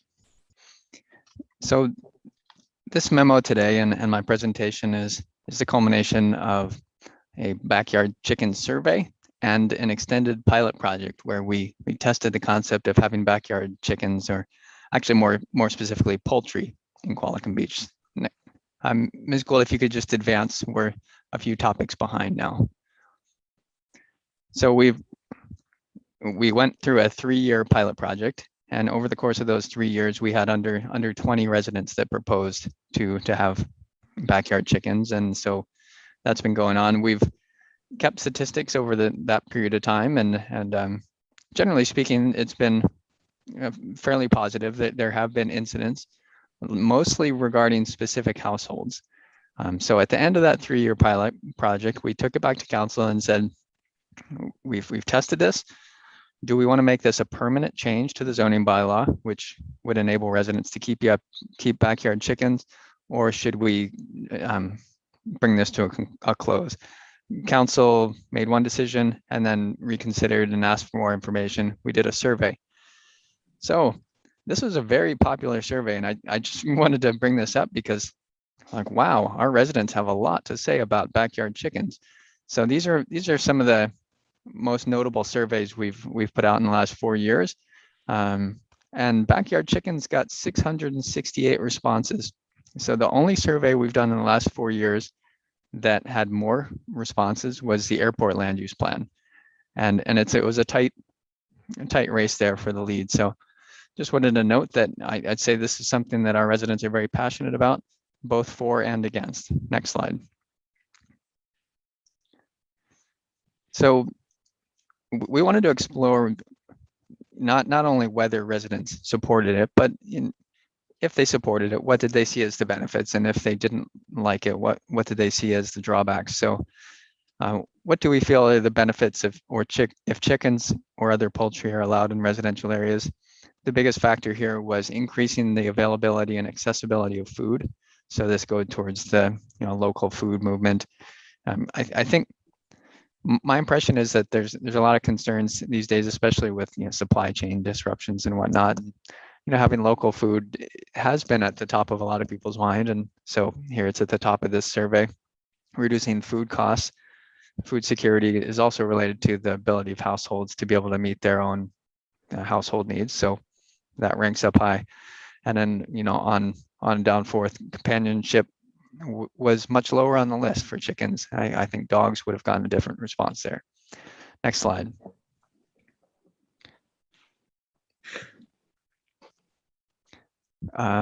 Ms. Gould, if you could go to the next slide. There we go.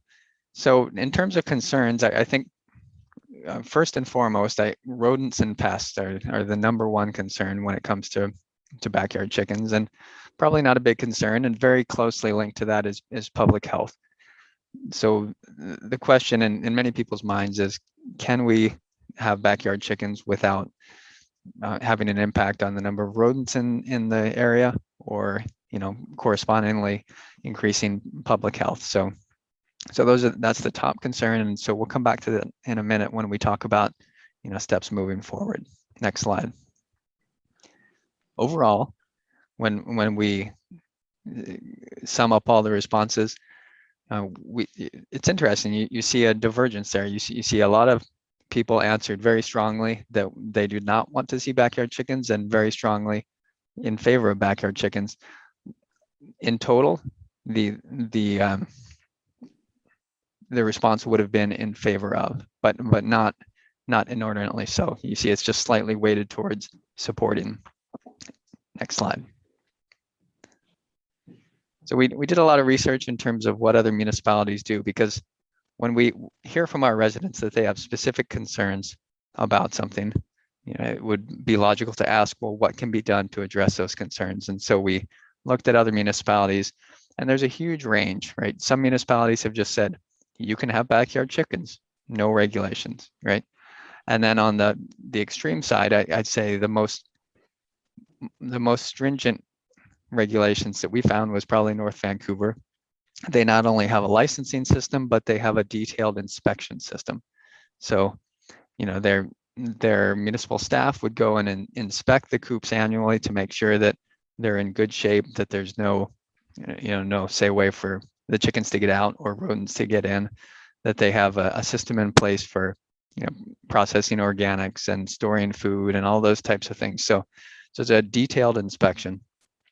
One of the comments in the staff report is that if council were to pursue that level of an inspection, it might have an impact on staffing, because right now there's only 20 people with these coops, but it would be reasonable to assume that will grow over time. So that would impact our staff, whether it's the bylaw enforcement or other functions. So rather than going to that extreme, the staff recommendation is to establish a licensing system. So every year, if you want to have backyard poultry, you would need to take a license from the town. That license would establish conditions. Most of those were already in place for the backyard chicken pilot project. So if you're meeting those conditions, then the license can be renewed every year, just like a dog license. If you're not meeting those conditions, then the license can be withheld or revoked. So the intention here is to focus on those areas and those households that were causing trouble, right? So we don't want to automatically allow them to continue if they're not behaving responsibly. But at the same time, we don't want to create a licensing system that's so detailed that it creates a large burden for staff. So this is kind of that sweet spot where we still have a licensing system, but it's not excessive or impacting staff resources. So with that, I'd be happy to answer any questions. Thank you. Thank you. Councillor Harrison. I'll just move the staff recommendation. Thank you. Seconder? I'll second it. I think I'll speak to it now as well. I believe that the survey has spoken. Majority of town do want them. Slim majority, but definitely a majority. And I talked to our bylaw guy, Don Marshall, officer. He said that we had a couple issues. We don't anymore. He addressed those two people. There's two, I believe, that were having problems. He addressed those and those problems went away. So we didn't have any problems at the end of the day with what's going on. We're very much supportive of the farmers market and homegrown food and different things. I think turning this down will send a message that we do not want to send. So that's just my thoughts. Councillor Westbrook. Thank you. I think having chickens, if you have a large enough property, I mean, we do have ALR land within the town boundary, or we have larger lots that may be able to accommodate these chickens. But on a regular town-sized lot, and they've become smaller and smaller, to have backyard chickens, I think could be problematic. So unless there was a provision with the licensing regarding the size of the property, I don't think I won't support it unless I see some restrictions on the size of property that can accommodate this. I thought of that too, and I might as well speak to it right away. Size of property doesn't work because we don't know how much coverage on the property that they have. So this big chunk of property could be 80% covered. So your backyard is actually smaller than Ann's backyard or my backyard or whoever's.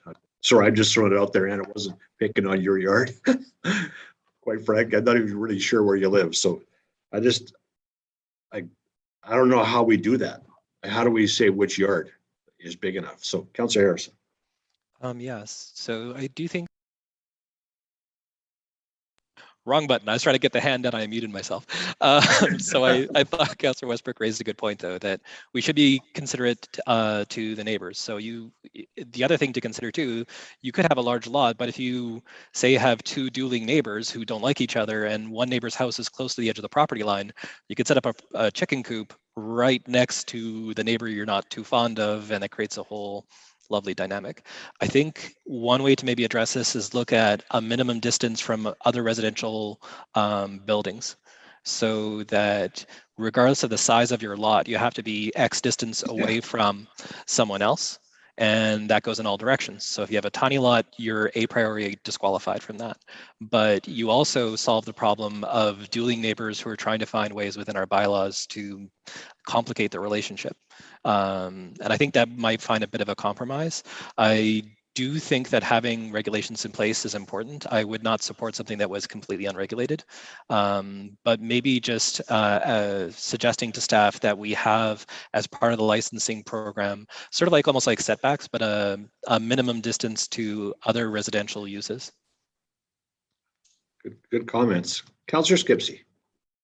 Yeah, well, I'm quite torn on this issue because I know people who are very concerned about the impacts of having chickens, and they have been impacted by chickens over the years. And so I appreciate where they're coming from, but I also know people who love chickens and who want to keep chickens or poultry, I guess it's supposed to be. And I strongly believe in the need for food security and sustainability. And I think that is, primary to the future and where we're headed. So I do appreciate Councillor Harrison's comments about a setback from the neighboring property. And I would support that as part of the licensing. And I also wonder, through you, Your Worship, to staff, whether it would be appropriate for us to put a cap on the number of licenses that we issued a year, or Maximum. Yeah. Through the chair to both Councillor Skipsey and Harrison. So in answer to the question about a minimum setback, we could certainly do that. I think it would have to be phrased in the same way that setbacks are. So a minimum distance from property lines. And the reason I would say that as opposed to a minimum distance from the neighboring house is we could find ourselves in a situation where a coop is built and then the neighbor builds a bigger house, and suddenly you're in a non-conforming situation. So land use regulations should always be done in a way that each property is responsible for their own, themselves. rather than having the neighbor with an option to make them non-conforming. So little side comment. So we will certainly look at setbacks should council choose to proceed. And then Councillor Skipsey, in response to your comment, there is potentially an impact on neighbors if chickens are not kept properly. So from the research that we've done, the biggest conflicts come when food is not managed properly. And so the key point here is that the chickens actually don't attract rodents.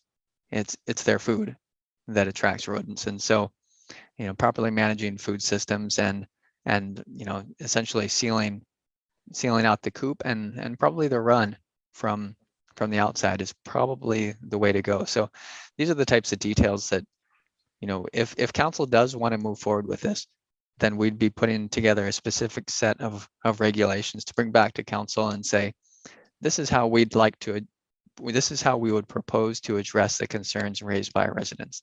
And then we can have a discussion as to whether it's gone far enough or not. So, there's only so far you can go. I wanted to add one more comment, which may or may not be necessary, but there are countless ways for neighbors to pick at their neighbors to, or as you say, impact their relationship if they choose to do so. Chickens are just one tool in the arsenal. So there's no limit to the creativity of residents to annoy their neighbors. So if there's a will, there's a way. Chickens aren't going to help or hurt that. Thank you. Councillor Westbrook, is there a follow-up, Councillor Skipsey? Well, I just wondered about the capping the number of licenses. He didn't. That's right too. My apologies, I did overlook that. So as to date, we've had under 20 licenses issued. Originally, staff proposed to have a maximum of 30, and we didn't come anywhere close to that. I don't see the need for a license maximum right now. Right now we have around 4,000 single-family households in the town. So whether it's 30, 20, or 100, it's still a very small percentage of the actual households that have them.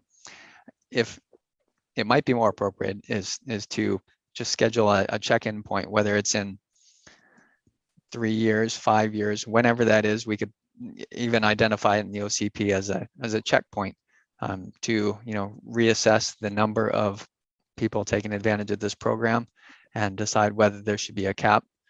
Yeah, that would be my comment. I don't think a cap would be appropriate. Before I go to Councillor Westbrook, just setbacks, I have that concern from a lot line. That's what I was going to talk Because then people would actually, have a coop in the middle of the yard, which I don't agree with either. I think the setback from the neighbor's house, so you can actually leave it against the fence line, but not in the middle of your yard, is something you should probably discuss. The other piece, from Mr. Sales, you said, we could touch base every now and again, but we probably keep track of these coops and what's going on in the bylaw report. So if we just add the number and problems, in our monthly bylaw report, we'd get the monthly update on those. So I think that'd be a good idea. With that, Councillor Westbrook, I'm sorry, because I jumped right in there before I forgot. Because that's exactly what I wanted to discuss. I can't hear you. Sorry, am I unmuted? Can you hear me now? Hey, you're unmuted, but it's really faint. Okay. I would like to refer this back to staff to come up with some regulations, including the issue of the size of and the reason why I talked about size of properties, because if you have a large enough property, you're probably able to deal with setbacks and so on. And I think in the rural areas, they have setbacks requirements for their barns and so on. So we could do this. And just the fact that we mention how to have a conflict with neighbors, that this could be used as a sort of a dueling tool, indicates that it can be problematic. So I think we need to be proactive. And so I would move that we refer this back to staff. We have a motion on the floor. Okay, but if it's referred back to staff, that would precede that, and we can come back to the reading afterwards. I'd like to see this.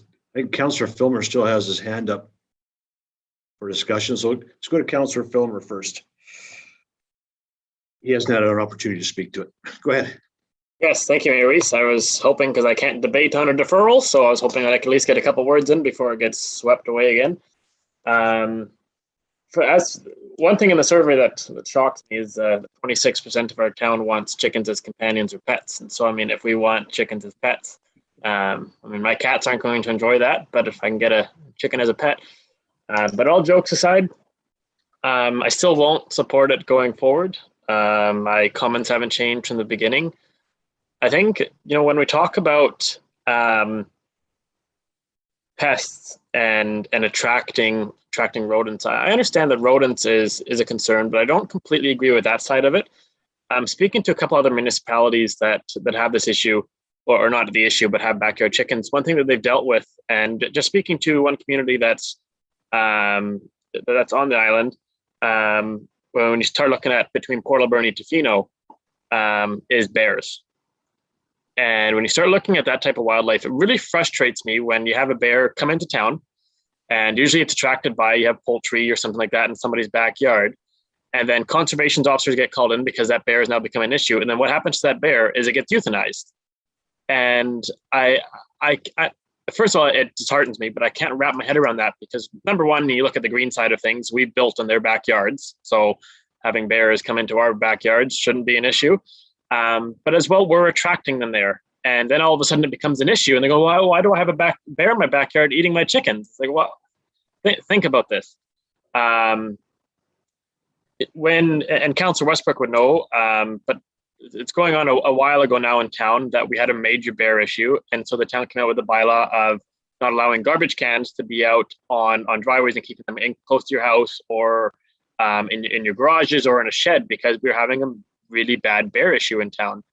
I know we haven't had it, or I'm not sure if we haven't had it yet. I'm sure some of our smaller properties have had bears. I mean, when you look just outside of town where our MLA lives, I mean, I always hear stories from him of bears getting into where he is. So, we start getting those into town, especially if you've got a property, let's say, on the Crescent or in Qualicum Woods, and all of a sudden there's a bear and it becomes an issue. We have to respond to that. And I don't want that response to be, well, shoot the bear. And so that's one of the main things that's holding me back. Yes, rodents are going to be an issue, but also we also had those couple issue properties that were allowing the chickens to get out and run all around Fern Road and Qualicum Road, and then choose not to claim their chickens back. And then our MLA ended up with some couple extra chickens.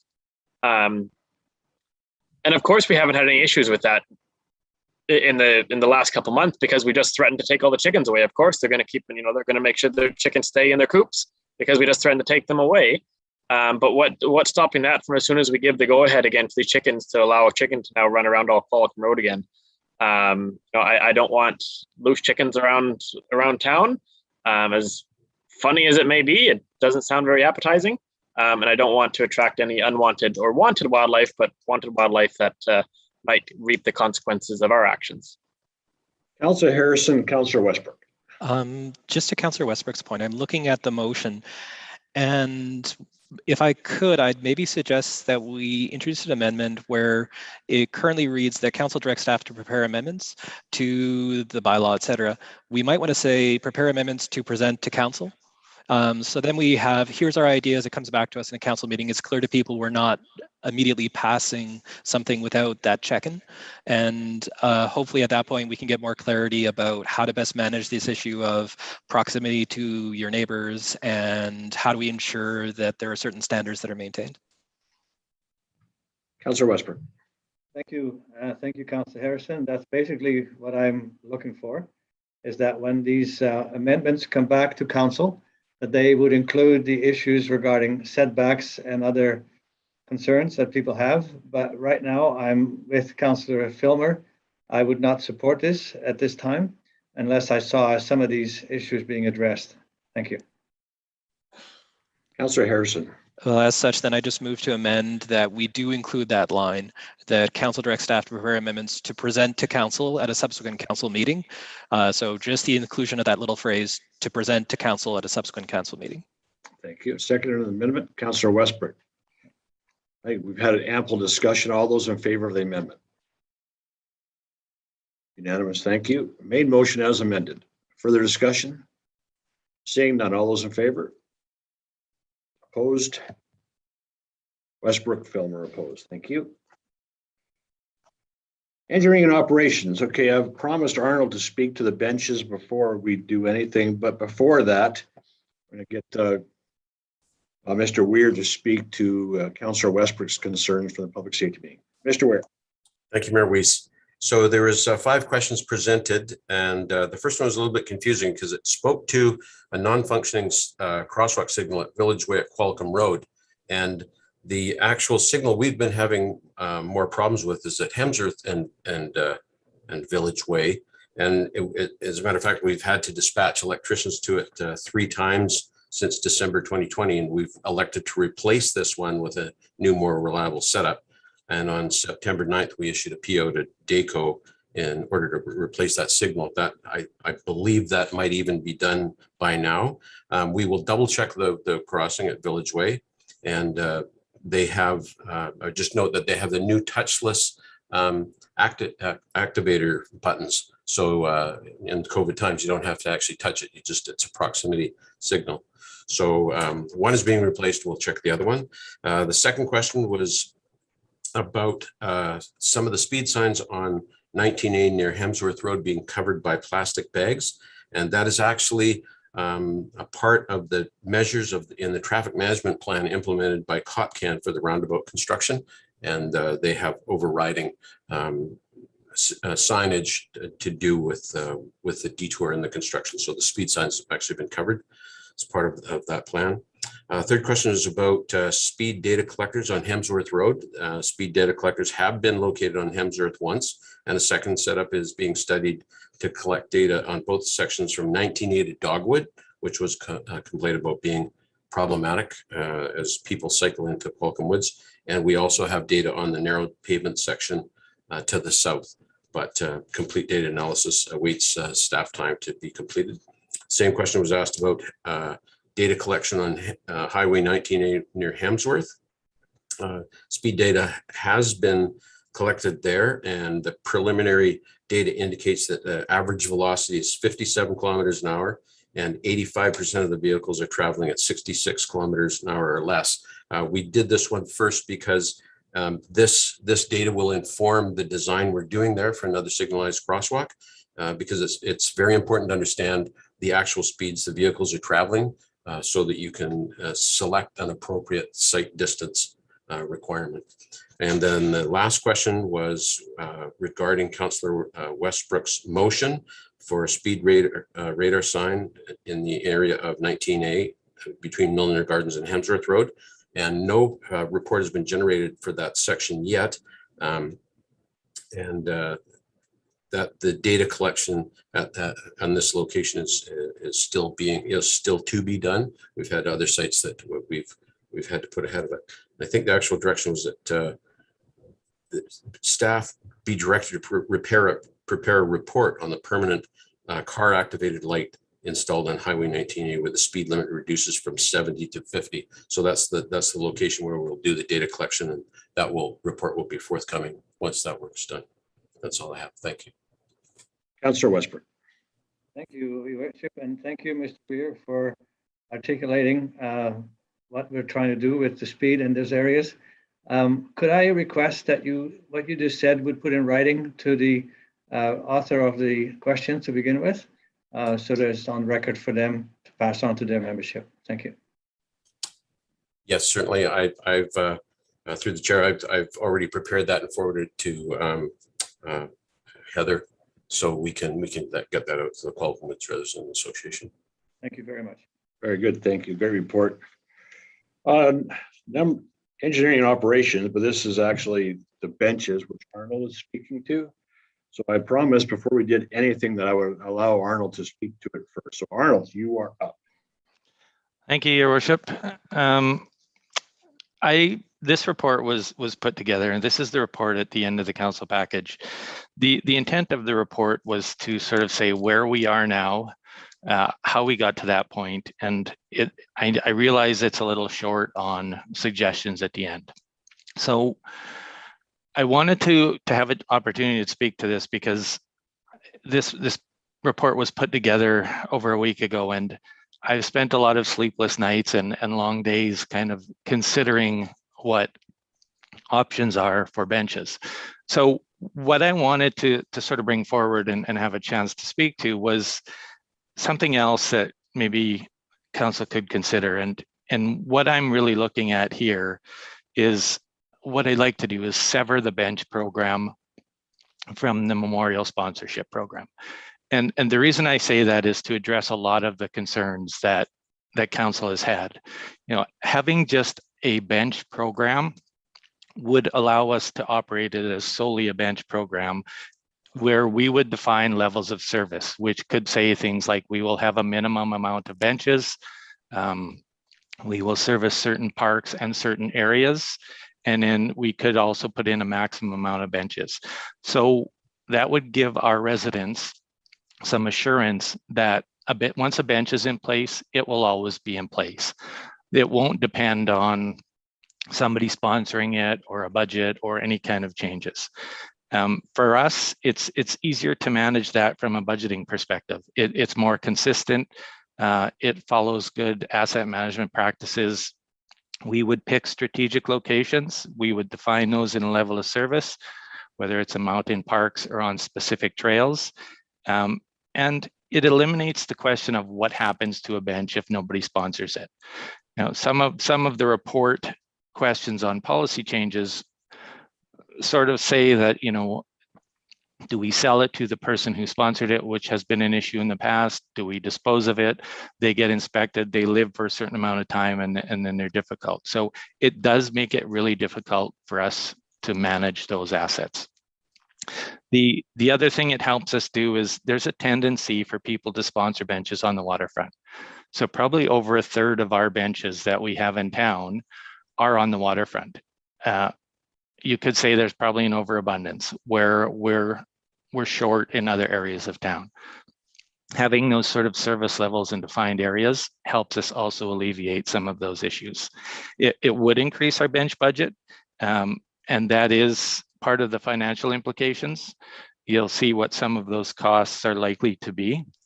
But if we're going to review it as we're moving into budget deliberations, probably within the next few weeks, I think now would be a good opportunity to review those. What I'd like to do after that is then, if we're going to rewrite the policy, change that memorial dedication policy so it is just that, a memorial dedication. It shouldn't be limited to benches. It could be benches, picnic tables, rocks, trees, anything like that. It would be easier. I think it would also lower the cost of entry, because one of the other concerns that our residents have had is $2,000 is a lot to sponsor a bench. If we know a bench or part of our infrastructure is going to be in a place and it won't change, perhaps we could offer more options for shorter term sponsorship. We don't want a whole lot of paperwork, but something like 5 years or 10 years, or even longer term sponsorship of 20 years. It would also be able to reduce their cost of entry for it, because they're not in a sense funding a bench. You know, we could then decide what a reasonable amount is.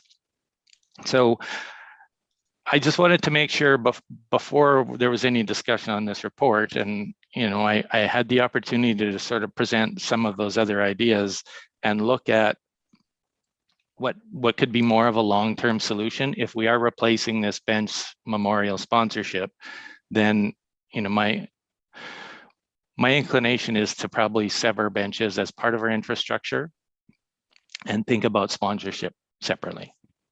So thank you. I know we're running long today. I just wanted to add all of that.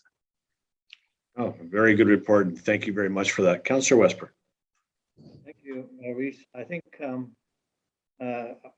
Mr. Schwab did a good job on examining from his perspective what would be best as far as management, asset management, and also what's fair to the public. However, we did pass a motion to replace the benches, and there was a bit of a caveat. And what I meant by where appropriate, there's a number of spots where there's two benches right side by side, and I didn't think that was necessary.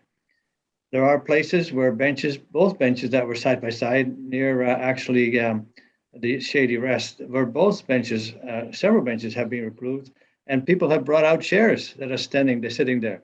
So obviously people would like to sit there, but the benches are gone. So our first motion that we passed about this was to replace those benches. So my question through you to staff, how many benches have so far been replaced?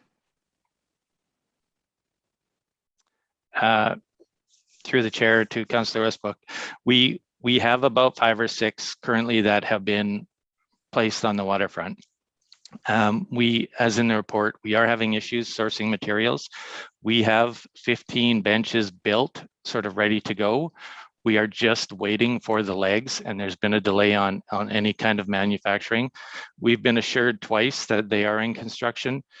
We have about a dozen locations identified where we know there are issues. And as soon as we get the legs, our first priority is to replace those benches. Thank you. I can't hear you again. I'm not sure what's going on with your mic. Yeah. I think after it gets tired and then it dies. I'm sick and tired of listening to you. That's what's going on. Well, I wouldn't say that, but it just likes to be more intimate. Anyway, what I want to say thank you to Arnold for doing the work he's doing. And when we review the policy, we should also have a part of the policy that says we do annual inspections when the time we inspect our sidewalks and our trails. That should be included. But I think what Arnold or Mr. Schwab is referring to is the right approach as far as doing it during budgeting, during financial planning, and also some new ideas about how we can separate the bench program from the sponsorship program. That's always been a bit of a bone of contention for many people.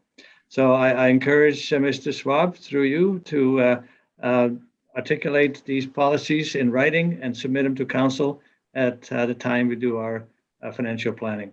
I just wanted to know how many benches are being replaced because I don't want to lose sight of that. Thank you. Very good. Councillor Filmer. Yes, thank you. When we start talking about putting our name on infrastructure, I mean, all I did was put my hand in some wet concrete on the waterfront at an electric car charging station, and that worked for me. But not recommending that any residents do that, because I don't think our public works people were very impressed. But it was our first day as a council, and we did it on a town tour and decided to slap our hands in concrete. But anyways, I think Mr. Schwab is on the right path. I think this will make a lot of residents a lot more happy, especially when we start talking about $2,000 a year for a bench to put a plaque on it. You know, if we can find different ways of doing that as cheaper options.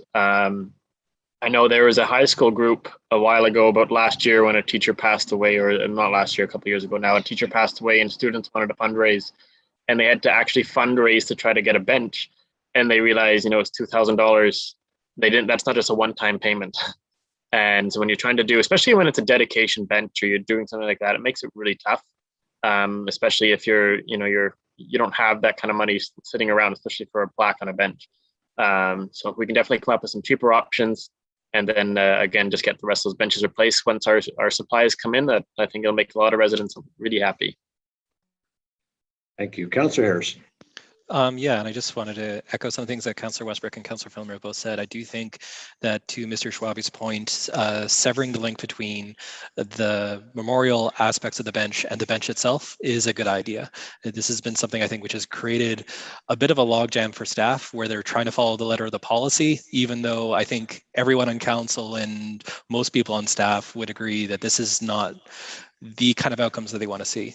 One thing I also wanted to highlight too is that there was an open house and there's a lot of questions that were asked, and rather make this meeting drag on much longer, I'll just do that in written form. But I did want to highlight in particular, there was this issue of the benches and the communication around the benches that was highlighted. And the comment was made by one of the attendees that it might be a good idea for staff to put out some of the information on these timelines. So, for example, many citizens have Councillor Westbrook's question: how many benches have been replaced? And then you have a public posting, maybe on social media or on the town's website. Here's where we are. We've replaced X out of Y number of benches. Here's the holdup, and here are the rough timelines that we expect based on the communication we have at present. And just having that communication, or even as the benches started to be removed, we're going to be removing some benches. There's a reason for it. It loops into policy. We hope to raise this with council. And here are some of the impacts in the short term. The second point I want to make beyond communication and trying to get ahead of some of these issues which prove contentious is I think we should also be looking, when we're looking at our benches, now that some benches have been taken out, we might also want to get some feedback on what are the impacts of things like heat waves. So when we're looking at our vulnerable populations, we have a lot of older seniors who can't walk as far as maybe they did 10 years ago. And looking at having benches with a degree of shade in a hot summer's day so they can stay active on our trail networks and in our community more broadly. That would be something that I think would add a value to the report. But I also recognize there's only so much time in the day to provide information on things. But as we look at service levels and have those discussions of trying to distribute benches through the community in a way which makes sense and how much those costs are, I do hope we also look at how do we make sure that if we have hotter summers, which is a potential with climate change, that we have bench locations that take the health of some of our more vulnerable seniors into account. Councillor Westbrook. Thank you, Mayor Reese. I would move that we request staff to present to council the changes to the bench policy and how it separates the memorial part from the maintenance part. Second by Councillor Harrison. Further discussion on that? Councillor Phil, your hand's up too. Maybe we do that first, and I'll call the question if there is no more comments. Yeah, it's perfect. Just off of Councillor Harrison's point, recently I got to take a nice little trip into the interior, and I was just trying to find the municipality's policy online. And if I find it, I'll send it to Mr. Schwab. But what they had is they had benches every certain kilometers. So based on senior walkability and when you start to get tired or you need to take a rest, there's a bench. And so that there's some type of calculation that they came up with. And there is a bench every certain, so many kilometers. And the reason why I found this out as I was walking, I was like, it didn't look like a lot of benches, but I was like, oh, these are very symmetrically placed. And an older resident that was walking, she decided to enlighten me on what they actually do there. And so I'll do some more digging, and if I can find something on that, I'll send it to staff. But that's also a good idea, seeming how we have a lot of seniors in our community, to have them every certain. So then it looks like they're, it's safe for them too. Because if you have a senior, you see lots of them sitting on their walkers because there's nothing there. And even though there are benches, it's sometimes at the beginning of the end of a trail. So I'll do some digging and I'll try to find that. But just off of Councillor Harrison's point. Councillor Westbrook. It's not just the seniors. When I play at Eagle Crest on the old 17, now the 4th fairway, you have to walk from the 16th, and it's quite an incline. And if you walk from a Royal Dornoch, there was a bench there, one in the shade and one in the sun, and they're gone. So it's not just seniors. I don't consider myself a senior quite yet, but I missed that bench too. So there's a lot of good points being raised today, and I think we can make the future of our bench policies much better to serve our community. Thank you. Very good. I think the conversation has been a good one and great report. And I look forward to the report coming back to council. So with that, I'll call the question. All those in favor? Unanimous. Thank you. Covers that. If you have a comment from the public, Robert, you're up. Motion to adjourn. Thank you. Secretary. Councillor Harrison, all discussion. Oh, Councillor Skipsey, was your hand up? Did I miss you on something? No? That's okay. It was with regard to the benches.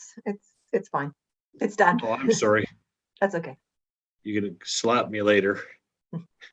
Anyway, great meeting you guys, guys and gals, and started off a little rocky, ended up great. So thank you very much.